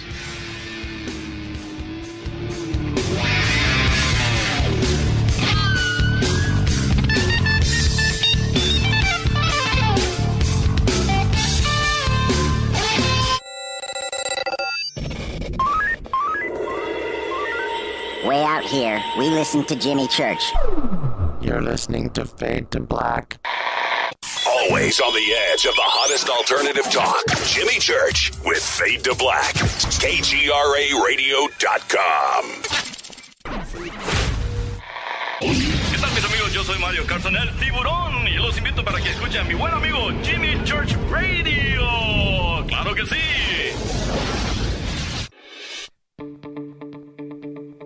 Hurricanes, earthquakes, wildfires. This year we've experienced more than our fair share. This is Jimmy Church of Fade to Black. And last month I decided to make sure my family does not have to worry about food should we get caught in a real emergency situation. Introducing Numana, a healthy, storable product that tastes so good that you'll want to eat it every day instead of just during those times of duress. All Numana products have a 25-year shelf life, are MSG and GMO-free, no preservatives, and are made in America. With the Numana pack in your home, you'll be able to sleep at night knowing that you've protected your family. Not only have I tasted and tested, I own it. Now you can too.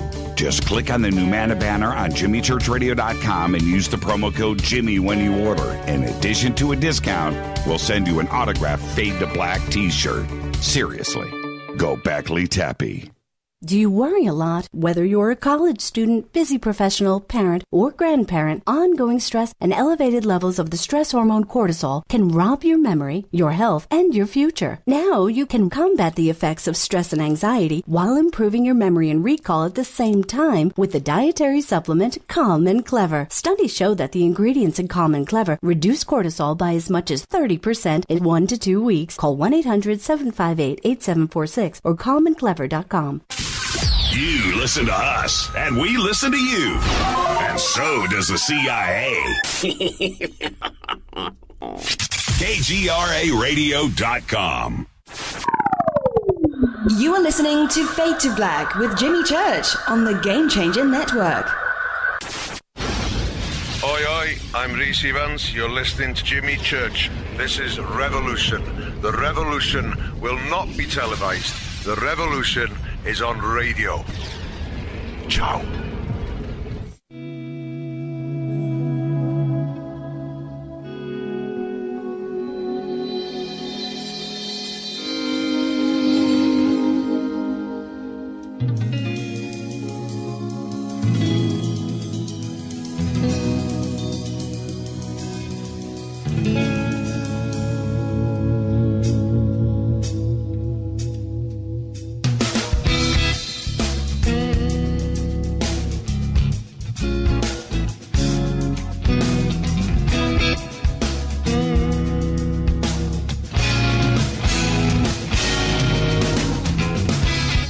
Back, Fade to Black. I'm your host, Jimmy Church. Our guest tonight, Holly Marie, and we're discussing the science of the shamanic arts. You can follow me on Twitter at JChurchRadio. Simple. Hashtag F2B is the sandbox. Twitter is getting a little out of control tonight. This is just an amazing conversation. And Holly, I wanted to let you know, check this out. Rita and I were just invited down to the Mayan Heart Festival over the winter solstice, December 20th through the 23rd in Tikal. Oh. Yeah, Guatemala, at the pyramid, at the Mayan pyramid. And can you imagine what that's going to be like? You guys are going, right? Yeah, well, Rita already told the family we were, so I guess we are. Yeah, I'm really looking forward to this. Yeah, absolutely.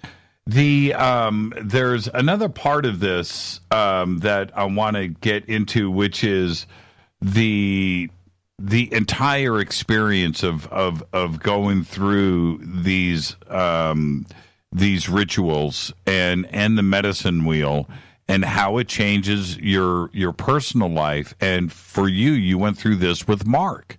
You know, how did that affect your relationship and your family? Well, first, let me say, if anybody out there ever does the medicine wheel with their partner, don't look at their notes.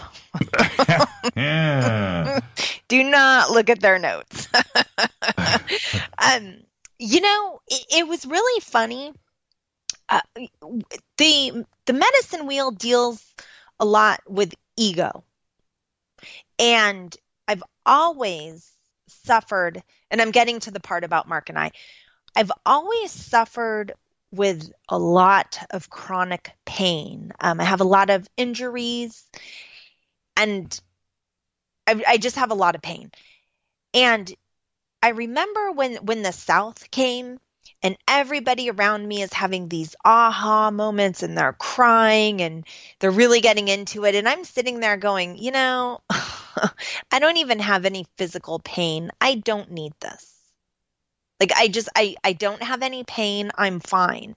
Well, as I got through the West just fine. When I got to the North, it hit me like a ton of bricks. I was hit by a freight train. It was my ego that was protecting me in the South. My ego took away all my pain and protected me from looking at what I needed to look at. By the time I got to the North, it was a living nightmare. I couldn't even get through anything without totally bawling, and this was all about the past lives. But here's what happened is I began to clear all of those karmatic ties from the past. And as I begin to understand the lessons of my past, Mark and I really began to get more on the same page. We began to become more in sync with each other because we were a little bit rocky before that. We'd argue pretty easily, but as we begin to clear those karmatic pieces, especially for me in the North, that was the biggest direction for me. Everything began to smooth out. And as I said, we lost our house when I completed the wheel. I'm not sure if our marriage would have held up if I hadn't cleared everything that I did in the direction of the North. Like, these are very, very deep practicums and deep getting to know yourself. Like, I just listened to the interview with Billy Carson and how he was saying everything you write is a spell. Right. And you're putting that out into the ethers. That is exactly what we learn in the shamanic. It's very close to the hermetics. And I wanted to get into that. I'm going to cut you off for a second because there's something else very important here. And I want to get into the mystic schools and some of the occultism aspects of this too as well, and hermeticism, because everything is tied together. And certainly the ancients and those mystics knew something that we have completely disconnected with as a society today, as an earth today, and we're starting to get back to it.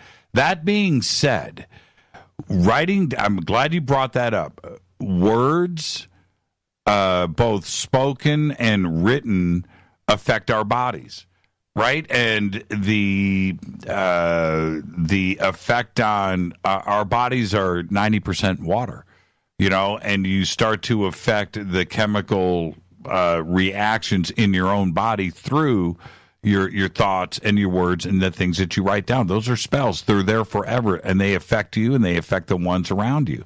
And you start to change that into a positive way, it changes your basic body chemistry, doesn't it? Yeah, I don't get sick anymore. I don't have chronic pain anymore. Like, I don't have it. There's days, because I do have injuries.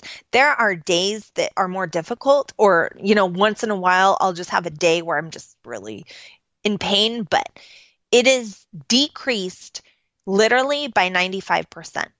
And there are those out there, because you talked about, you were bad, you were black, right? Your body, and you go through these changes and you start to see those changes. There are people out there right now that are so negative, that are so into hurting others, or just being, gossiping and causing issues and trouble.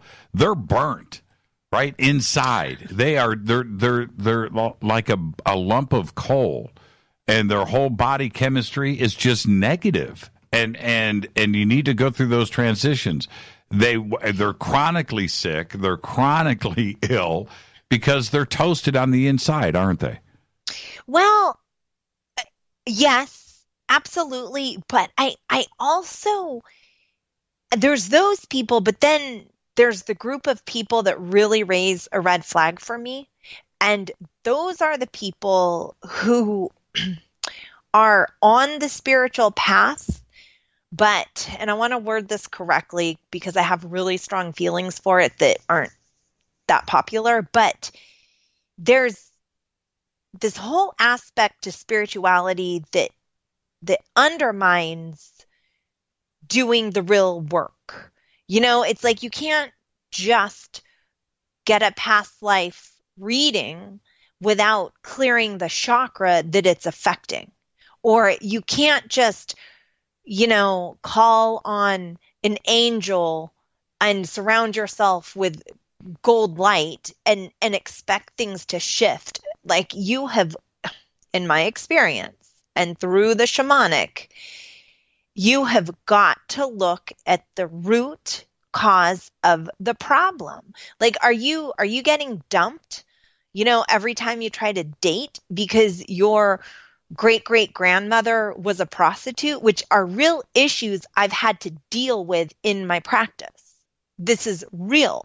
So you're carrying this fractal of abandonment or unworthiness or whatever it is in your DNA all the way up, but you're going through the emotions, going through the motions, not understanding why you can't get the job, why you're constantly in an abusive relationship or whatever it is, when you need to clear what your grandmother held or what your grandfather held, or however far down the line it goes. And a lot of times this is about, people come in for sessions with one issue and it has nothing to do with that. Once you start digging beneath the surface, it's crazy where these problems are actually rooted in. Can one clear themselves? Could you clear yourself? Nope. Right. Okay. So there's that answer. It can't be done with a book.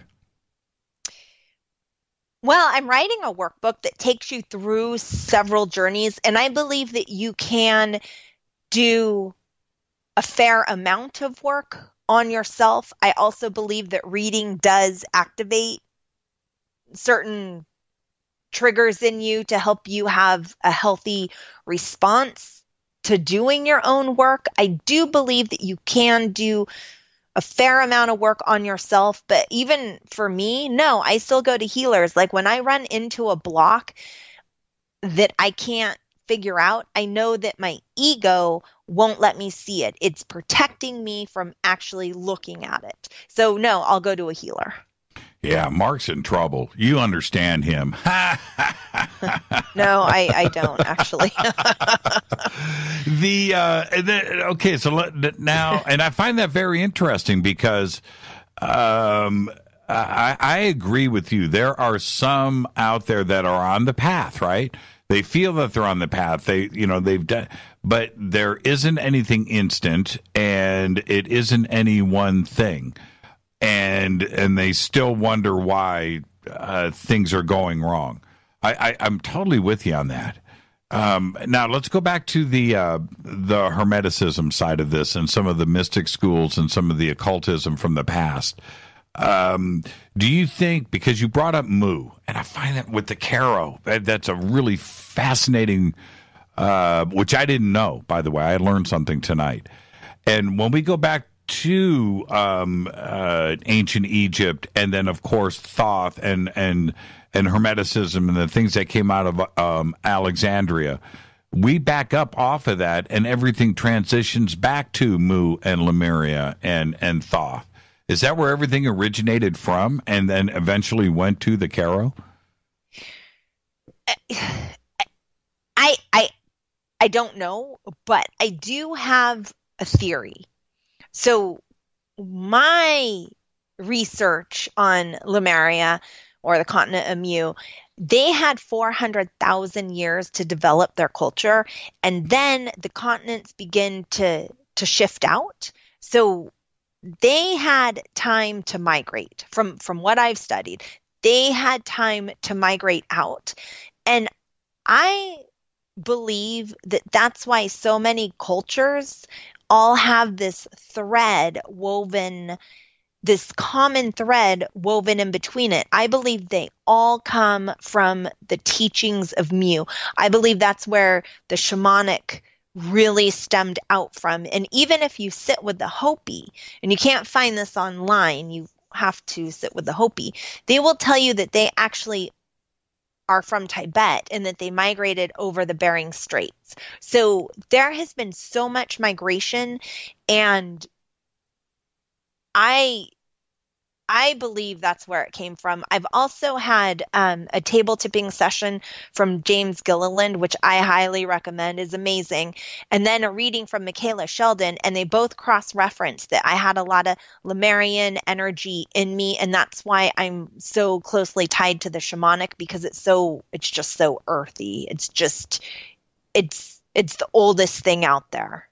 And when you look at the traditional medicine wheel and you look at that, that is in every culture on this planet going back millennia. Absolutely. Absolutely it is. The symbolism of it and what it is and what it represents, you see it everywhere. It doesn't matter if you're in Asia, the Middle East, or Egypt, or look at certainly Europe and Northern Europe, all the way over to the UK, here to the United States, all of the indigenous cultures here down into Central and South America. It's the exact same thing. The knowledge has been spread forever. Absolutely. And it's so fascinating. I went on this dolphin tour with the Hopi and the Mayan, and there was this Mayan grandmother, right? And we had the crystal skulls and everything. And there was this Mayan grandmother, and once, she's just sitting there with her bag of cocoa leaves, and I mean, honestly, she looked homeless, right? I mean, she just looked like someone off the street. And when the translator started translating what she was saying, it was no different than listening to Nassim Haramein. Like, the knowledge that they hold is just mind-blowing. I've seen when I lived in Panama, I've seen exactly what you're talking about. And you, as a Westerner, as a round eye, right? You need to be very careful about your judgment. You need to be very, very careful, because there is some knowledge that is sitting in front of you. I did the same thing that you did. I had those same thoughts, and I couldn't have been more wrong. I remember. I'm not joking about this. This was an actual experience. So I'm down in this one part of Panama City, actually in downtown Balboa, and there's all these, short Indian women running around, older, and I cracked some stupid joke, right? Right? Now, I was 15, but still something that I regret, but you can't take it back. And somebody turned to me and goes, "Dude, have some respect. Those are Mayans." Right? Yeah. And I said, "What? Do you understand?" Right? And I just backed up, and and then it just all came to me, and I just backed up, and my interactions, my conversation, the respect after that was totally different. But you need to be careful. You don't know. Right? And you cannot be judgmental. You just cannot. Absolutely. Yes, absolutely. And, and I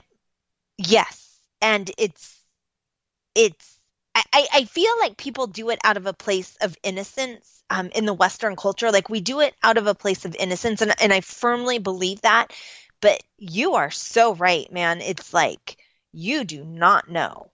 And it's, once these elders start speaking, it's like, man, you feel so minuscule. Like, the knowledge that they hold is it's so deep. It's so deeply rooted. And so when I was at this ceremony, or at this gathering, there was, this Mayan elder there, and the way that she prayed and conducted fire ceremony, the way she spoke from her heart was, I mean, the wisdom that came forth, not just with her words, but with the energy that she gave with her prayer ceremony that left nothing unturned, was just, you can't find this anywhere in the States. You can't find this anywhere except in these deep indigenous cultures. It's such a blessing. And such a gift. And they are completely liberated, right? And you come in as a round eye, the opposite. What's it like when that happens, when you become liberated from all of this negative programming? Well, I feel that, there's a lot of talk about being sovereign, and it's like, man, what does that mean? If you have a driver's license, you're not sovereign, right? You're still part of the system. There's a lot of this talk about spiritual sovereignty, but I think when you get liberated from the negative programming is really when you become whole again, when you can stand in your power without reflecting judgment or animosity, but you can stick to your truth and not be triggered by the things around you. Right. And so that's why I'm really, really into the soul retrieval aspect of things, because I feel like that's the true liberation. When we call these soul pieces back that have fled to safety during trauma, it's leaving your energy field in a fragmented, like Swiss cheese. Your energy field's like Swiss cheese. So you're constantly trying to fill it up. Like, I'm going to shop or gamble or drink or do drugs or get prostitutes or whatever it is. You're constantly trying to fill these holes, but there's nothing that can substitute a piece of the soul. And when you go into a shamanic journey and you're able to go through the 4 chambers of your death and the wounds and the chamber of grace and retrieve these pieces back and rewrite the soul contract, it gives you that power within. You're no longer looking for this external validation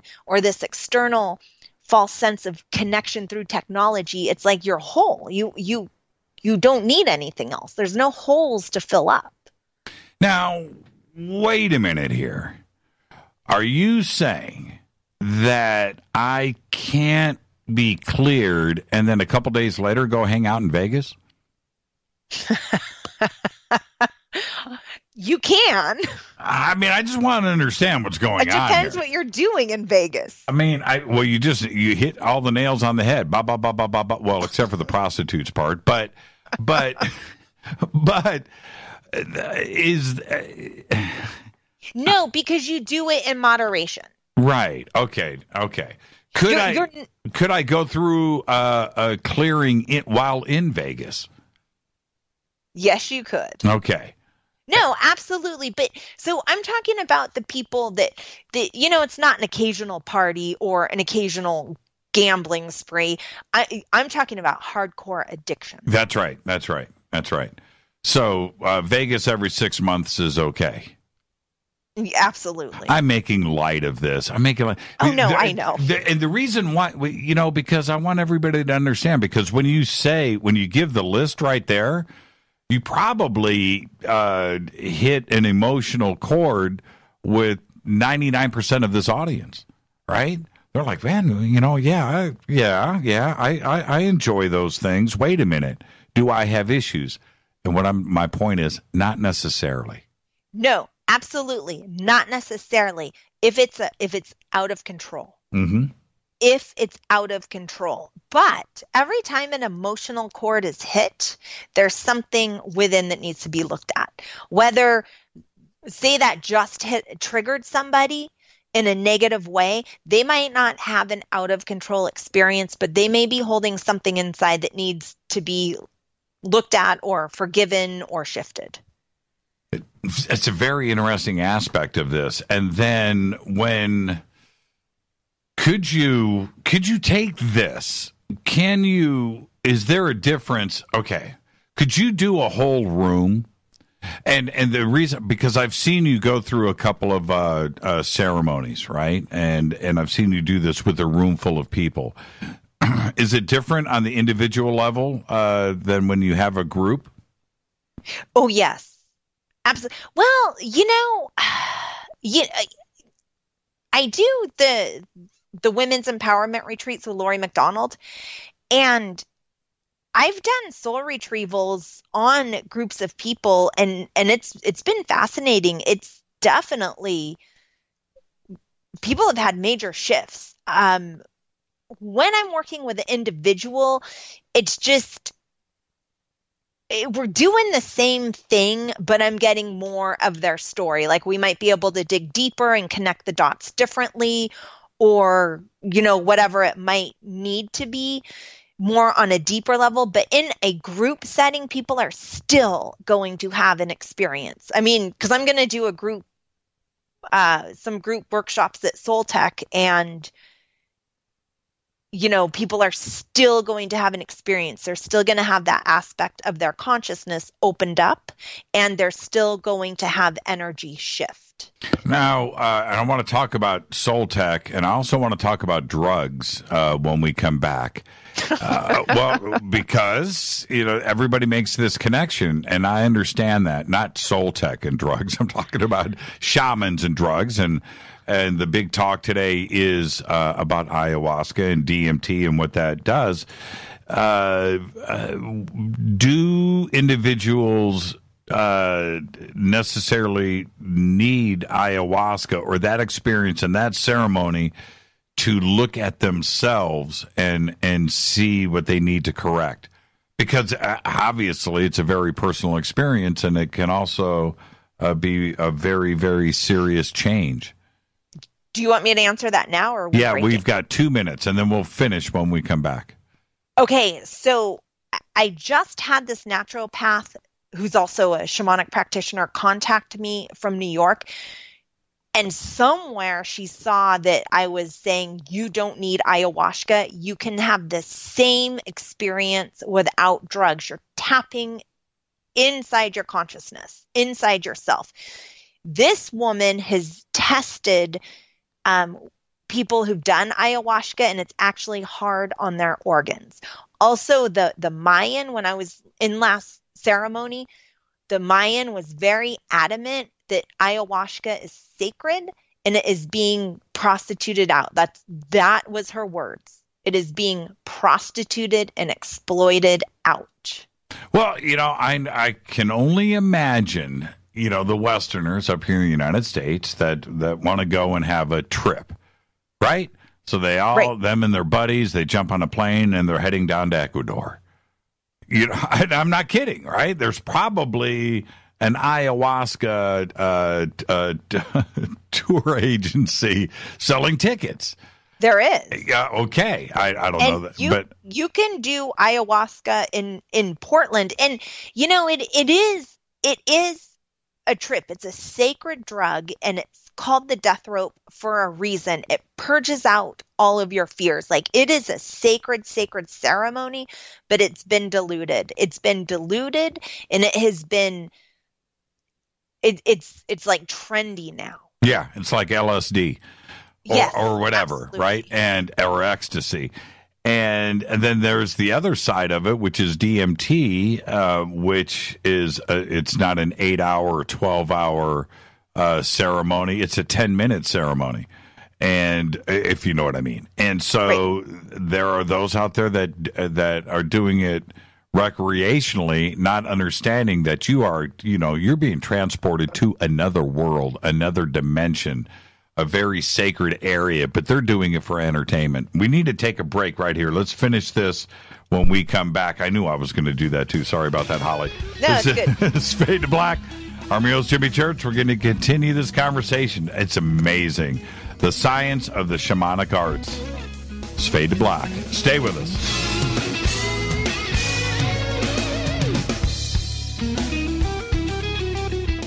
Hi everybody, this is Rob Halford, the Metal God on JimmyChurchRadio.com. This is KGRA Digital Broadcasting Station. Salt Lake City, Utah. Van Buren, Arkansas. Okay, nurse, let's get this man to the ER stat. Right away, doctor. We see this every day. Heart attack or angina pain due to blocked and clogged arteries. Chelation can remove obstructions or blockages from arteries and help avoid painful and expensive surgery. Now there's Angioprim. It's a liquid oral chelation product that you take with juice. You start to feel the results fast. Angioprim increases blood flow all over the body, and that means more energy and strength to take on the day with less aches and pains. 60 years of research has gone into chelation, and Angioprim is the result. A safe and easy way to unblock your veins and arteries from buildup that slow circulation. Paging Dr. Jones. Please report to the emergency room right away. Log on now for a special radio offer from Angioprim. That's angioprim.com/radio. ANGIOPRIM. Angioprim.com/radio or call 877-882-7221. That's 877-882-7221. So, you love talk radio? Then you'll love TalkStreamLive.com. TalkStream Live is always on, 24/7 with the best streaming talk shows. Find your favorite talkers and discover some new ones. It's free, readily available online or on any smartphone or tablet. Finding your favorite talk shows all in one place has gotten a whole lot easier. Just go to TalkStreamLive.com. Be sure to download the free apps from Google Play or the iTunes App Store. Your contact for current news and trending topics. KGRAradio.com. What can I say about the most popular tea on the internet? And what do customers say about Life Change Tea at GetTheTea.com? A lot. But by federal law, we at GetTheTea.com cannot make claims to how this product can enhance your health. We cannot even post our testimonies without being in compliance. So how do we get past the hump? Try our products at GetTheTea.com and see for yourself. You can send us a testimony, but we just can't post it. Bummer. Our products are GMO-free and organic. We pride ourselves in being the best we can be, and we urge you to take charge of your health. We're 11 years strong, and many of our customers have shared their successes with friends and family. Protect your colon. Log on to GetTheTea.com. That's GetTheTea.com. GetTheTea.com. GetTheTea.com. Did you know that when you're on the road with limited data or Wi-Fi available, you can still listen to every minute of Fade to Black by just calling 605-562-4482. No smartphone, app, or internet needed. It saves your data plan and no extra cost if you have unlimited minutes. Just call 605-562-4482. You can listen to me, Jimmy Church, on any phone, anytime, anywhere. Go Beckley Tappy.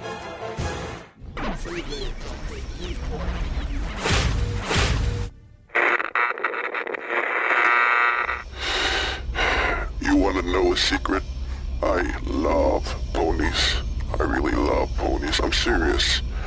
I couldn't stay sane without ponies to brush. Why Fade to Black? Because you never got that pony, damn it. This is Fade to Black with Jimmy Church on the Game Changer Radio Network and KGRA, the Global Radio Alliance.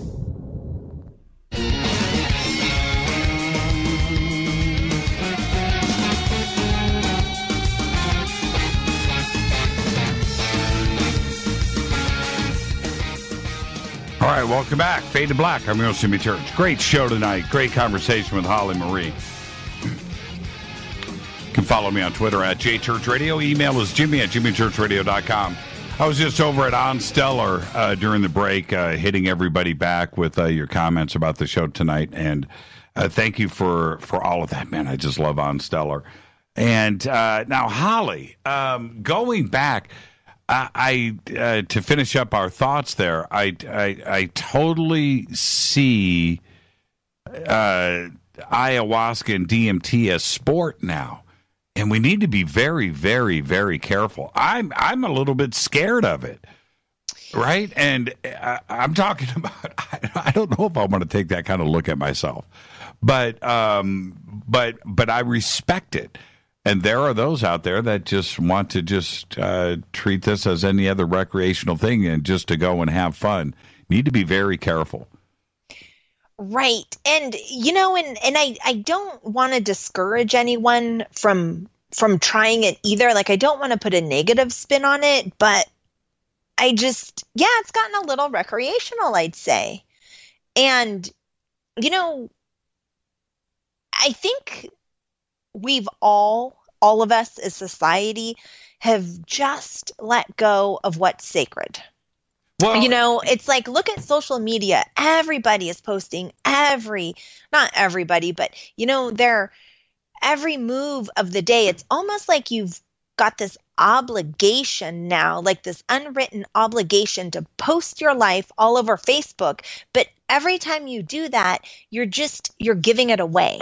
You're giving it away. And kids these days, and I wanted to talk about diet just a little bit. We all know I completely abuse my body when it comes to diet.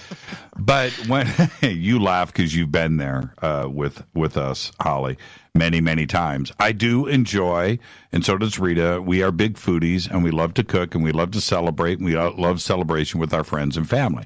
That's one side. The other side is, cell phones, Facebook, Instagram, YouTube, Snapchat, Facebook, children, diet, Mountain Dew, junk food.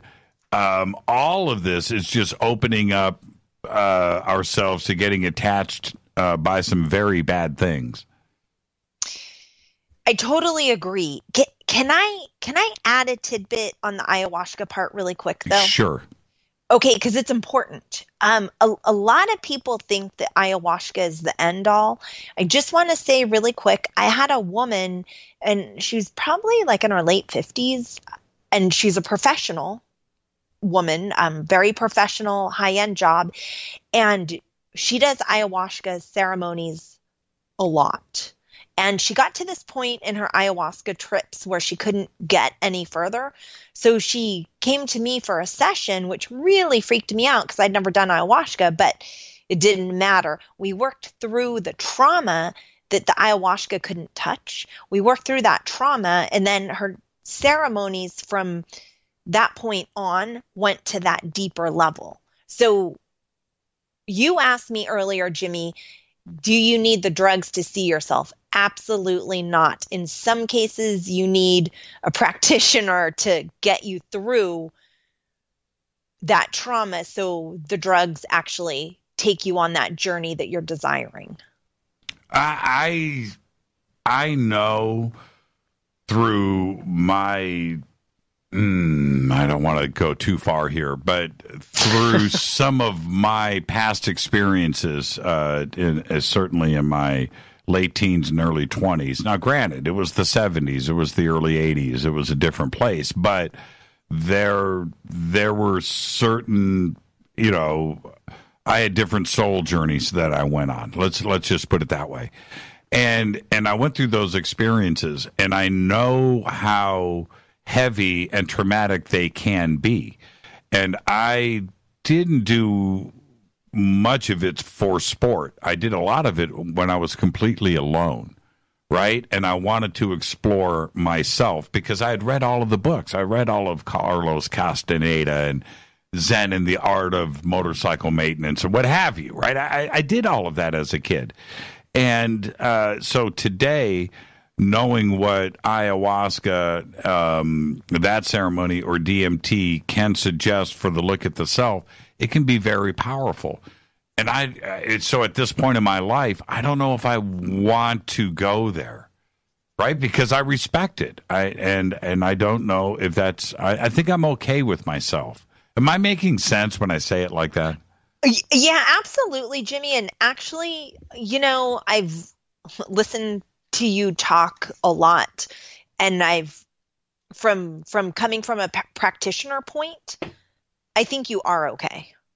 Okay.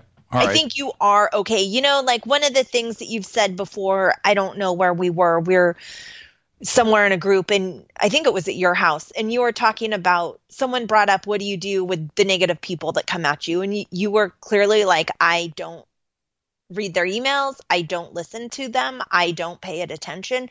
That is exactly where we need to be to create our reality. Now, that doesn't mean you be complacent, like you know it's there, but you're not feeding into it. Right. So I think you're good. Well, and I found that, and the reason why I speak about that a lot is because I saw the profound changes in my physical self as soon as I started to cut loose, because I used to get sucked into it, and my whole life I would get sucked into negativity, and I felt these physical changes that happen, going back to the state of water, right? Okay, yes. It's the same thing. And as soon as I stopped doing that and feeding into it, it was amazing how great I felt. And then I would come back and, you just feel good. You're disconnected and everything is great and you're just happy. And then you go and watch some crazy negative video of some negative content. And it could be anything, whether it's, I don't even want to discuss it, but it could be anything from some terrorism thing to some other physical thing or whatever. You see that. And then boom, you feel your body change. It's like your stomach goes in knots, and you're like, well, that's exactly it, And when you read something negative, you read a negative post on Facebook, or somebody says something about, and then you feel that negative. So I figured that out on my own, Holly, and so I don't do it anymore. I just don't do it. I'll hang up on somebody. I will hang up the phone call. I just don't want to deal with it. I'll read the first couple lines of an email and I know where it's going. It's delete. You're blocked as spam, and your stuff never comes to me again.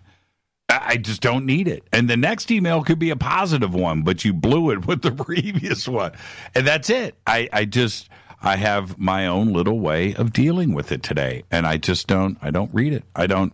Anything negative on Twitter or Facebook, and I see that side of somebody, whatever it is, blocked, immediately, done. I never have to deal with it, and I feel great. I do. I feel just, yes, and it comes to that water thing. It's how your body reacts to it. And I don't like that feeling. I don't like negativity. Somebody said to me, check this out. I want your comment on this. I can see we're going to go to overtime tonight, and I know you traveled all day, but we're going to keep this going. I feel great. Somebody said to me, I got an email over the weekend. I was talking about negativity last week, and I get this email from somebody. Negativity makes you stronger. You need to read all of it. You become a better person. How do you improve unless you don't read all the negative stuff about you? I'm like, well, there you go. You just went to the junk mail folder, right there. And I cannot believe somebody tried to dispense that advice. It's just like, what? No, the exact opposite. Absolutely. I mean, I do, I do think it's okay for somebody to have a negative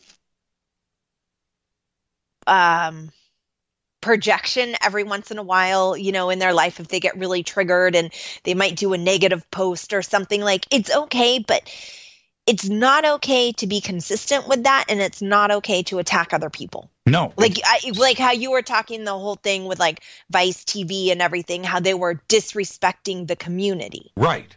And it's okay to be a skeptic, like, oh, okay, I went to Contact in the Desert and I'm still skeptical. I'm not sure. Like, it's one thing to do that, but you named off people that they were, disrespecting. That's never okay in my book. Yeah, and you just hit the nail on the head. It's okay to have constructive criticism. It's okay to be a skeptic. That's fine. I am. I'm all of that. It's another thing to dispense of hate, or to bully somebody, or to talk about somebody at a personal level. That's wrong. It's good. People need to understand those are two different things, two completely different things, and one is negative, And it's to be a skeptic and to question everything, that's my life. I question everything. But it's different. I don't dispense of hate. I don't accept it in my life. Yeah, absolutely. Absolutely. It's like, I mean, I could have a conversation with somebody who's pro-vaccine and I'm anti-vaccine, and we can have a perfectly calm and collected conversation. Or I can have a conversation with somebody who's calling me a child abuser and a killer, and I believe in junk science, and it's like, sorry, no time for that. Like, you are completely in cognitive dissonance, and I don't have time. But I wanted to circle back to your question about the kids. Yes, go. Oh yeah, that was my whole point. So my question was, or it was more of a statement. And followed with a question, which is today, where we have our kids just absolutely fixated and addicted to all forms of media, when it comes to not only social media, but what about gaming, right? And like there's nothing wrong with that, but too much of anything is bad for you. And then you combine that with a really, really bad diet, and are they opening themselves up to getting something attached to them? Are they weakened? I fully believe so. I absolutely believe, absolutely. And then I was just listening to this thing on optogenetics where they can pulsate you with a light, and it changes your neurons in your brain, and they have experimented this, turning mice into predators. So a lot of this video gaming with the strobe lights is actually changing how their neurons are reacting with each other. It's crazy. It's also putting children or adults, any of us, into a hypnotic trance where we are being desensitized to the violence or whatever we're playing on the game. It's desensitizing us, which is further disconnecting us, which is making us want more of the video game, which is non-organic, opposed to having a conversation with somebody or taking a walk in nature.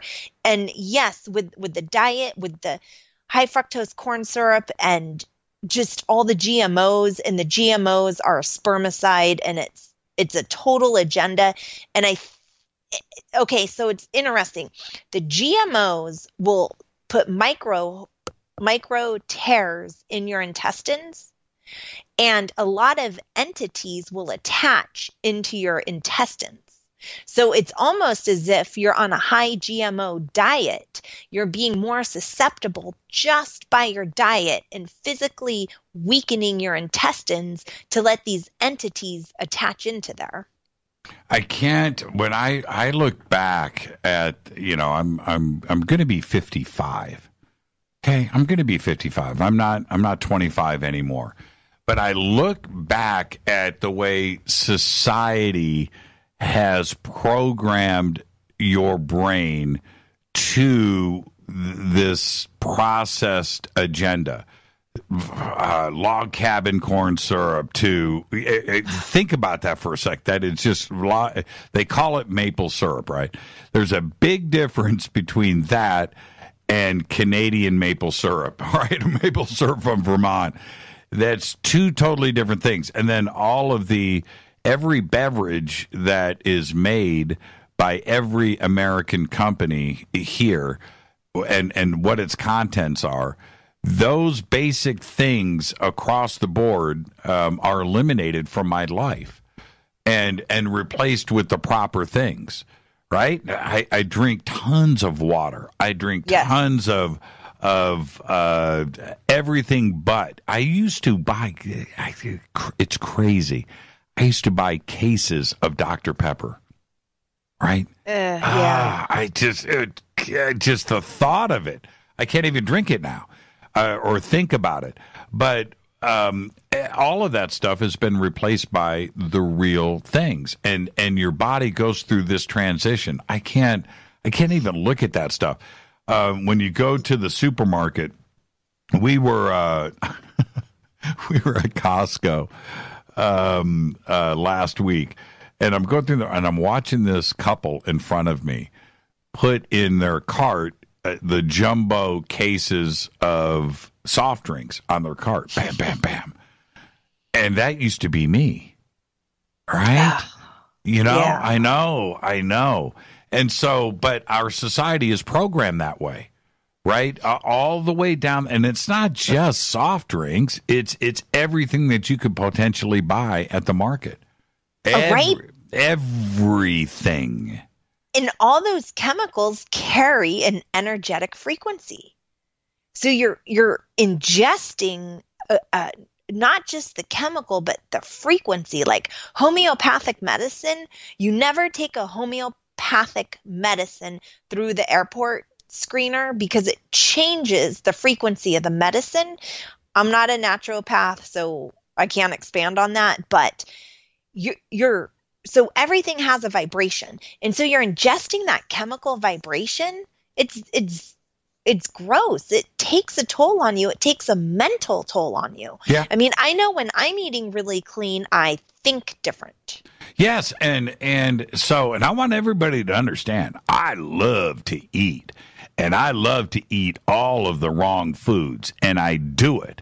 But we cook everything. We select everything. Holly, you have witnessed what we do at our house, right? Oh, it's amazing, right? It's all.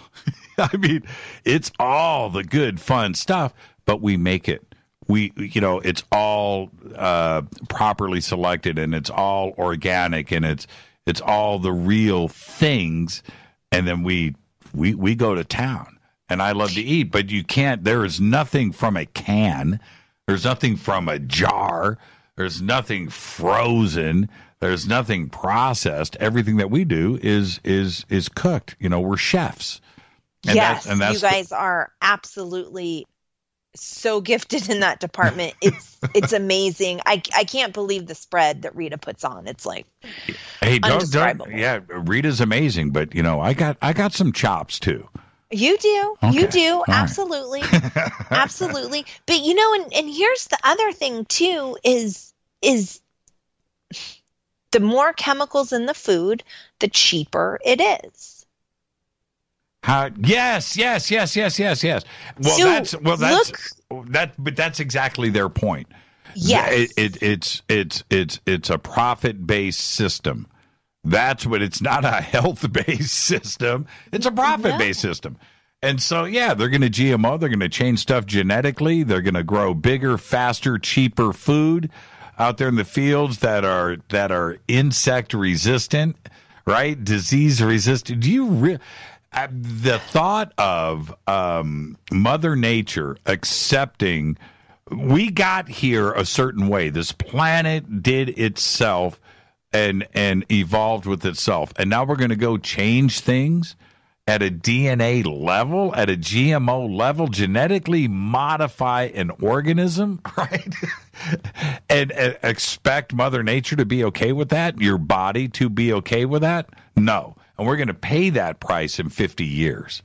We're going to look at our children differently. Yes. And I mean, then with the whole 5G coming in and the high powered, microwaves that we're being hit with in combination with everything, it's really crazy what's going on. Yeah, I don't know how we're going to go backwards, but we need to maybe slow this ship down a little bit and get it correct. We need to understand a little bit more about what's going on.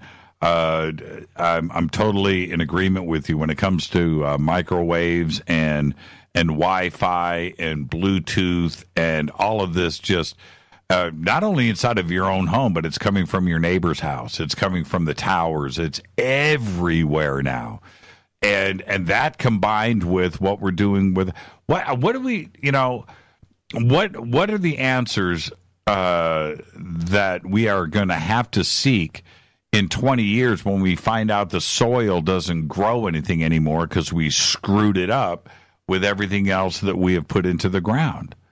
Well, I mean, the funny thing is that we've had the answers for hundreds, if not thousands of years. We have the Emerald Tablets. We have, the Hopi prophecies. We have all of these ancient texts, which we won't go into it, but I actually think they're from the future. And they were planted in our history so we could wake up. But we have all the answers, but we keep seeking new channelings, new messages, which is great, but we already have the answers. We're not doing what they're telling us to do, what these ancient prophecies are telling us to do. We just keep looking ahead.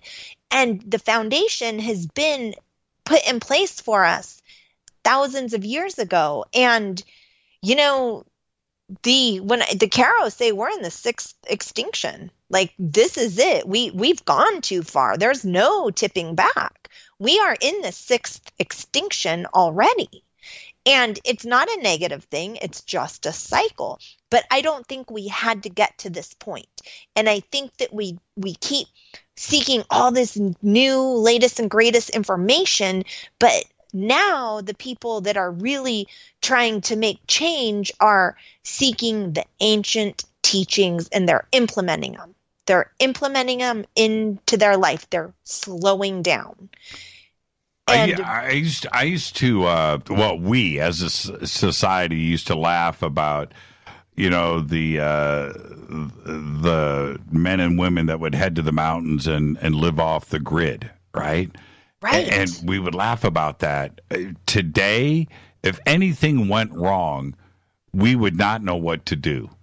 There's no way anybody in Los Angeles County, of which 25 million people here, if the grid got shut off, they die. That's it. There's no survival here in Los Angeles County. We'll be out of food in 2 days. There'll be no water or whatever. If anything happened, we are so dependent on technology today for everything. One little piece of that goes down, it all goes down. And it's going to go down fast. I'm not some fearmonger, some doomsday prepper guy. I'm saying that is reality, and that's where we have put ourselves 25 years ago. 25 years ago. I remember this talk about if there was a nuclear war, an electromagnetic pulse, that we would lose our cars. That was about as bad as it got. We didn't have our food system, our water system, our news, our information, everything on one grid, which is powered by the electricity, and I'm talking about the internet. Today, everything is completely dependent on that. That's a whole nother party if something goes down. We kind of laughed about it back then, right? It's not that way today. It's a whole different thing. So it's not funny, and all this technology is just a reflection of how disconnected we really are. Yeah, that's exactly the point. That's exactly it. I don't know how we can, just slowly back the ship up, just a little bit. Let's just back it up and take another look. Let's take a break right here, Holly. When we come back, let's talk a little soul tech. You down? Absolutely. Our guest tonight, Holly Marie, talking about the science of the shamanic arts. When we come back, we're going to talk about soul tech and East Eddy Ranch. Stay with us.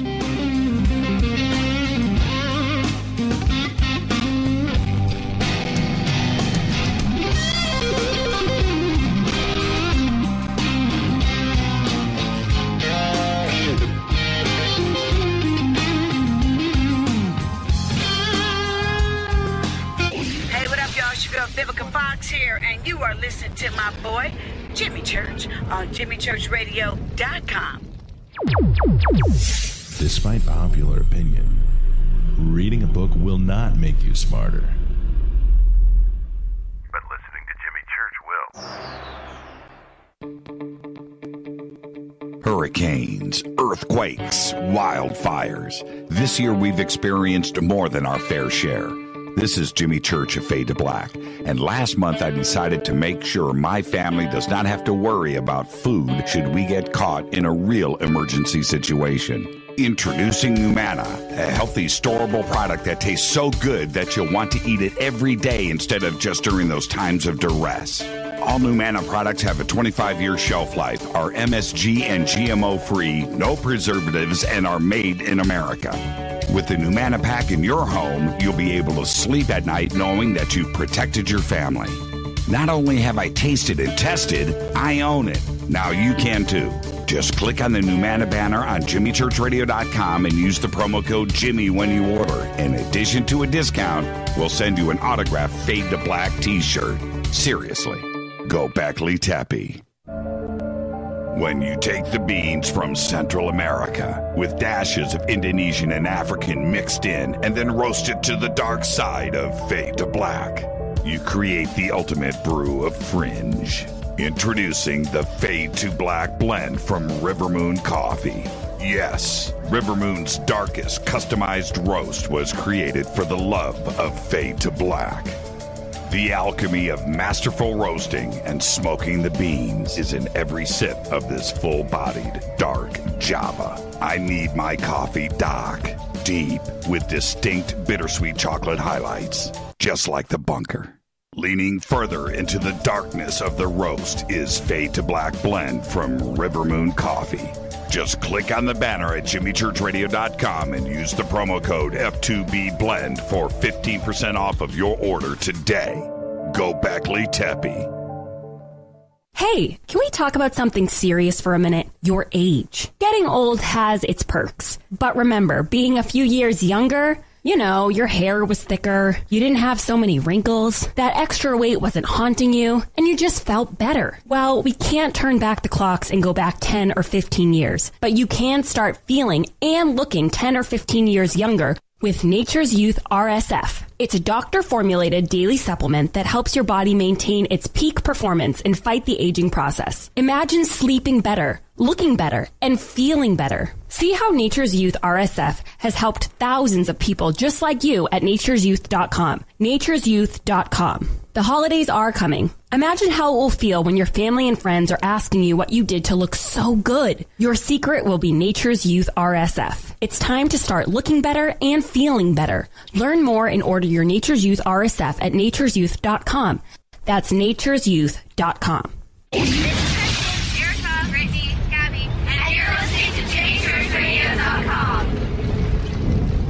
It's not a lifestyle we chose. We were born this way. KGRAradio.com.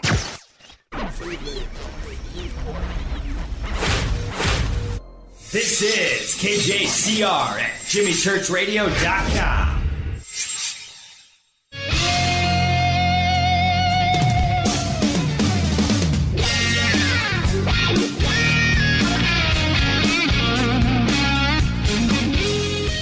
Welcome back, Fade to Black. What a conversation tonight with our good friend Holly Marie.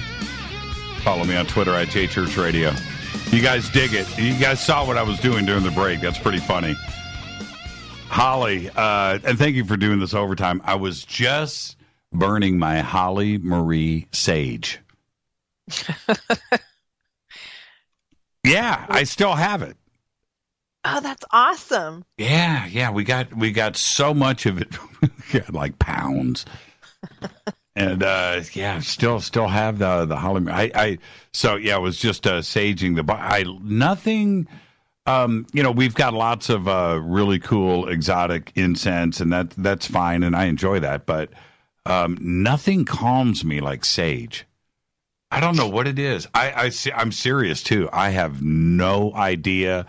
I don't care about the therapeutic side. I don't care about the ceremony side. I don't the cultures and what it means. Any of that. It doesn't matter. I know what it does for me. That's it. It's a personal thing. I burn that stuff all the time. All the time. I got my own little ceremony too. I dance in a circle. I love it. Yeah. Do you have Palo Santo? I don't know. You have to ask Rita.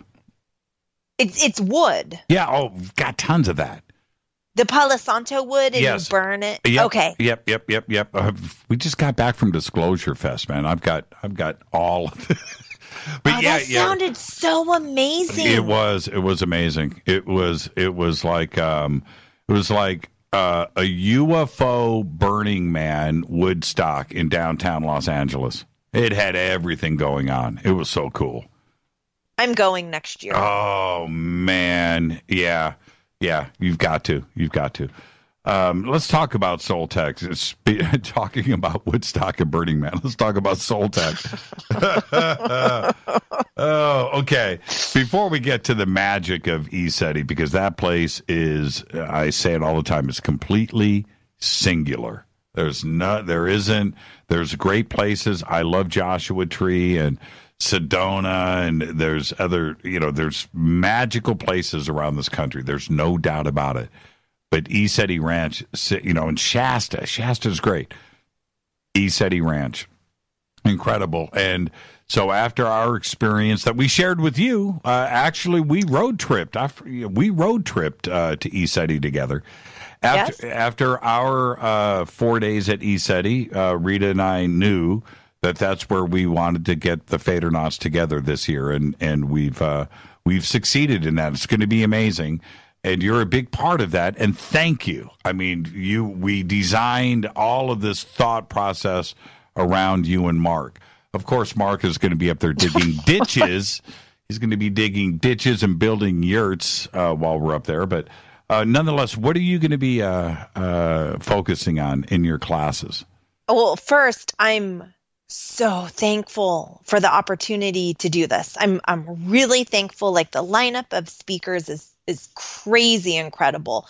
So I'm going to be doing a DNA clearing, and I'm not quite sure how it's worded on there, but I've come up with my own journey where I actually have people bring up what they're feeling, and then I have them actually zoom in on their DNA, and then zoom in on that fractal that's replicating the negative or undesired emotion. So I'm going to be doing that DNA healing. It's a super cool journey. And then I'm going to end in some sort of ceremony, and I'm trying to get the head count for that, because if it's small enough, I'm going to be able to give a Moonai key right. If it's too big for that, I'm going to come up with something else that'll be super fun.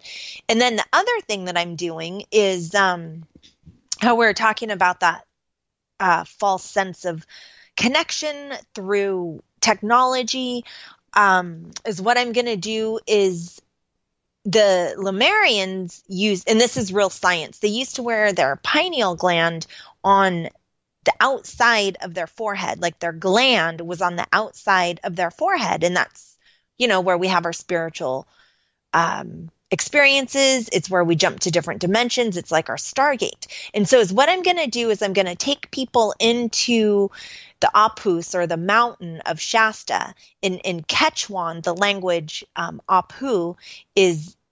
You mean Mount Adams? No, Shasta. How are you going to do that from Mount Adams? Magic. It's magic. So we're actually going to go in on a journey into Telos, which is inside Mount Shasta, into the Jade Lemurian Temple, and we're going to meet 3 Lemurian guides, and we're going to bring our pineal gland to the front of our forehead where it's supposed to be, but we regressed thanks to the Atlanteans. We digressed back, and we physically lost our connection, and it moved to the center of our head. So I'm going to take people on a journey to move the pineal gland to their forehead, back to their third eye, to open up their psychic senses and awarenesses. Why you've been to ECETI so many times? What makes it so sacred, so special? What do you think is going on there?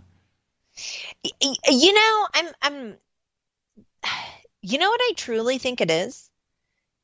You know how I talked earlier, and then Billy Carson talked about when you write spells, when you're writing, you're creating a spell. Well, James Gilliland went through a 12-year legal battle to make that ranch a divine province. So when we create contracts and certificates and agreements and we sign them, we are creating spells and boundaries and limitations. Contract, it's contracting you, right? And so I believe that ECETI holds so much energy, like this vortex was created because he actually changed the laws. He actually changed the laws and made it a divine province, and that allowed the energies to roam freely on that property. Like it created a vortex. That's what I think. And then we have the whole ET component too as well, because there's plenty of stuff there going on from the earth, right? There's plenty of that, whatever you want to focus on, and the energy is there. But then there's the stuff that's coming at us from the stars and all around Mount Adams. I can't explain. I can't wrap my head around it. Well, I believe that because it's a divine province, like these dimensions are actually allowed to flow there. It's created a vortex that reaches up. But I'm telling you, those lights on Mount Adams, the ones that go underneath the glacier, those trip me out. Yeah, those trip me out a lot. And they're always there, too, as well. So you can be looking up at the sky at something, looking to the left, looking to the right, and then you get a little lull. And they're like, okay, let's go back to the mountain, right? They're always, it's like crazy. Now, I'm going to let the audience know, most know who you are, but they've heard me describe and tell about this experience that I had up at ECETI that I had with Mark. And, well, two things happened with Mark. And one was our famous sighting. Mark and I were standing there, and I looked to the left and out over to the west, and I see this bright star planet thing just sitting out there in the sky. And I turn to Mark and I go, dude, check that out. Mark's like, yeah, that wasn't there a second ago. And I go, yeah. And as we stand, and he's got binoculars, right? And I've got the night vision. And we both turn around, and as we turned and stood, it took about 5 seconds. And it's sitting in the sky, and it had a couple of other stars around it, just sitting there like a planet. And then all of a sudden it lights up and then takes off like a dragster to the north. And we're like, what does that? You know, and I had that with Mark. Mark and I, your husband, we were able to just stand there in awe and watch that happen. And then the day before, Mark and I were out in the medicine wheel, out in the Field of Dreams, and we had our little 5 or 10 minute little ceremony thing with James Gilliland. And it freaked me out so much. That was our first night there. We got there on Thursday, right? Yeah. Yes. So that was on Thursday evening, probably about 5 o'clock. And so Mark and I and James are out there, and we did this thing, and I was still a little, I'm riding on the skeptic horse, right, at this point. And so anyway, when this thing happened with the three of us, and I went into the zone, and I came out of it, and I looked at James, and I just started making these tasteless jokes. You know, it's like I was putting up the defense shield, right? Because I didn't want to admit what just happened. And James goes, did you feel that, man? Did you hear it? And I go, that was the shrimp salad I had for lunch, you know. And I'm not cracking jokes because I'm thinking to myself, did that just, you know? And Mark is like, man, that was cool, man. That was great. And I'm like, man. Welcome to ECETI, right? And that was the beginning of it all. And I went through Mark. I went through that with Mark. That was, I can't wait to see him again. Can't wait. Yeah, you know, ECETI is just, everybody has an experience there. I've never had anyone walk away, go, oh, I didn't have an experience. Every single person has had some sort of shift, awakening, experience, sighting. It never fails up there. And, you know, if people are on the fence about going, you know, if they're not sure about Soltech or another conference at ECETI, they should really come have the experience. It will change them, and they will never forget it. That's right. I mean, that's one of the best points anybody could make. Just treat it as a getaway. That's all. Just treat it as that. If you're on the fence, if you're skeptical, great. You're the perfect person that needs to go to ECETI. That's, but just go there without any expectations. Absolutely. Absolutely. But just, alone, just from all of the amazing experiences alone, just that drive up the river, over the bridge, into Trout Lake is so healing just on its own. It's so serene. It's so calming. And you're coming into that disconnect. Yeah, you're driving. You're so right. The journey there is so beautiful. And as you drive, you're going further and further away from civilization and technology. And you can feel it, right? And it's a beautiful drive. You're going through the mountains, like you say. You're going across the bridge. You drive past the falls, right? You see all of these great things and the mountains. And the further you drive, you look over your shoulder, and it's getting behind you, right? And by the time, absolutely, by the time you get to Trout Lake, and it's named Trout Lake for a reason, there's nothing there. There's a stop sign, right? That's it. And you realize that you've arrived. Now, I wanted to ask you.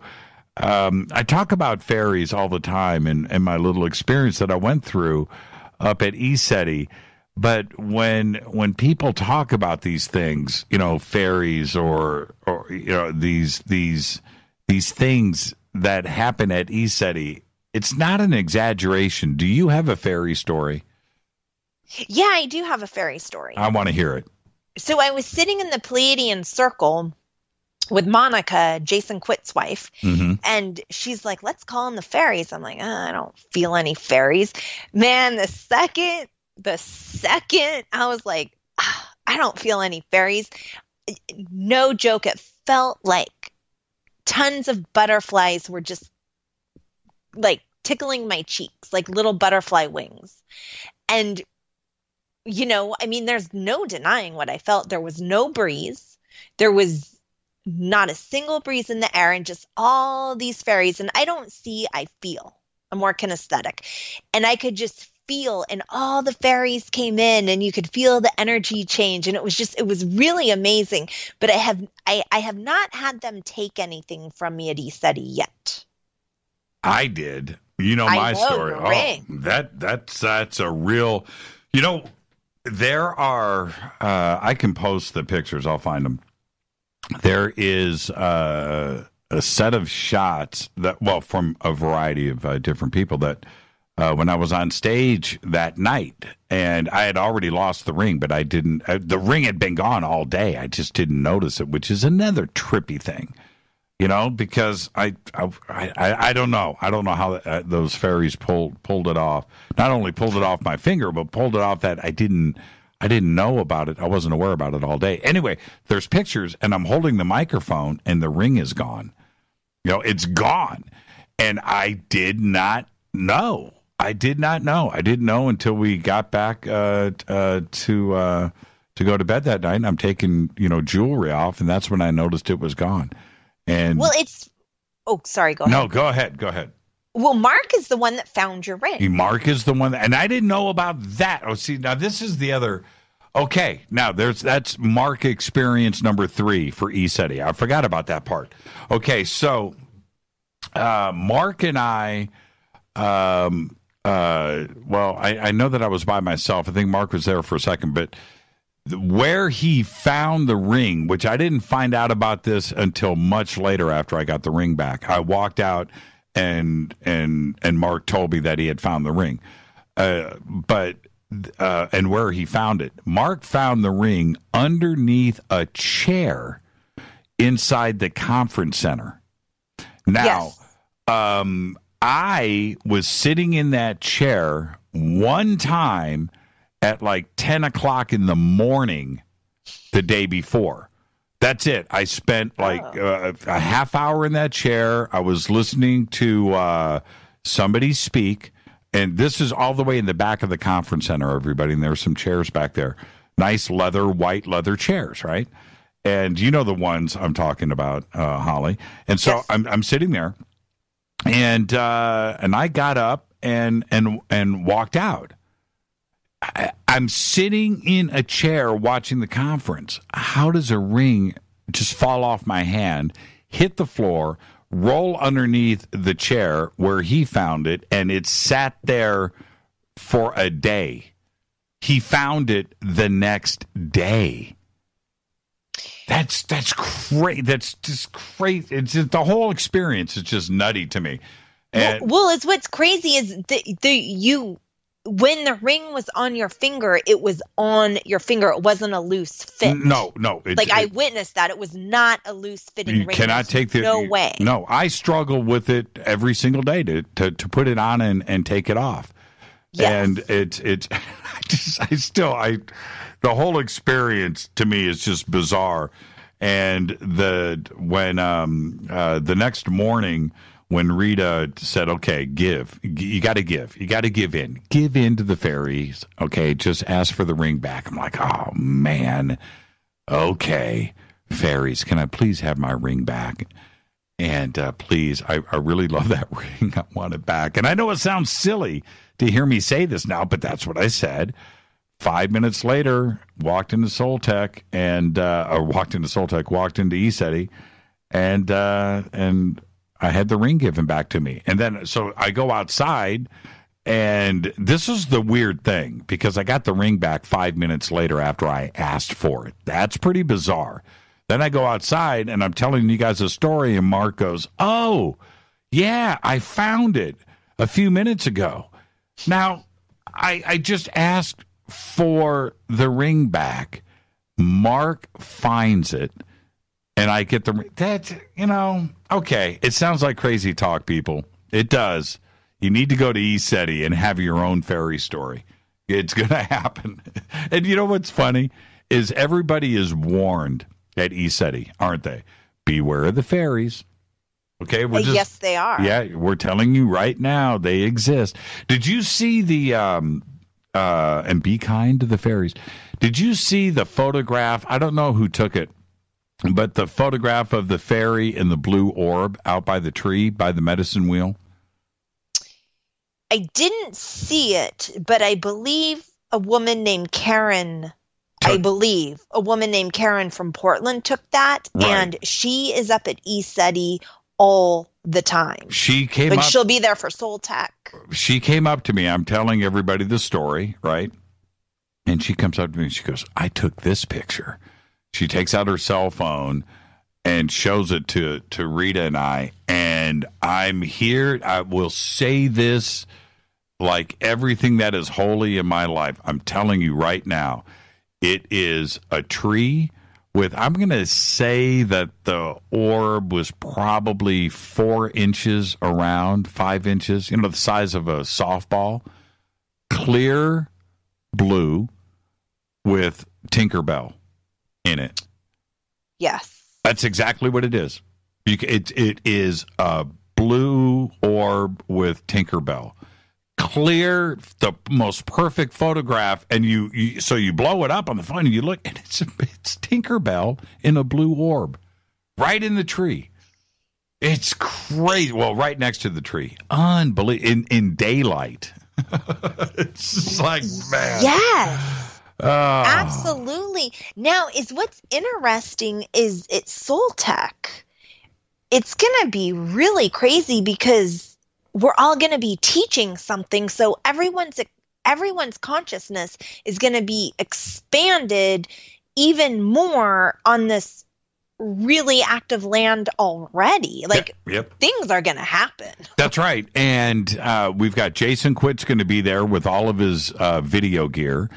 We're going to have lots of video cameras there running all of the time. Of course, everybody is going to have a cell phone and video camera, but things get photographed and you'll be able to document. Things happen up there. And this time around, there's going to be a lot of technology out there in the field of dreams 24/7. And I just can't wait to get this on lockdown. We're going to have the best time, and hopefully there's going to be something caught.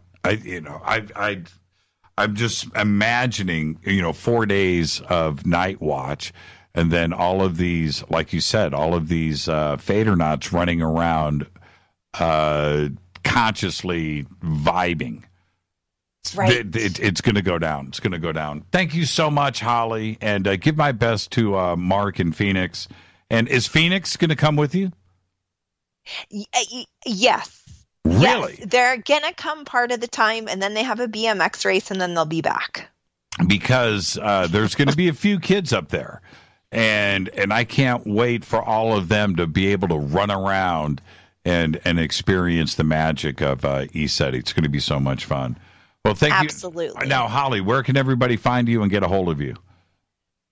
My new website is Earthsong Healings, plural.com, made by the wonderful Modern Masters.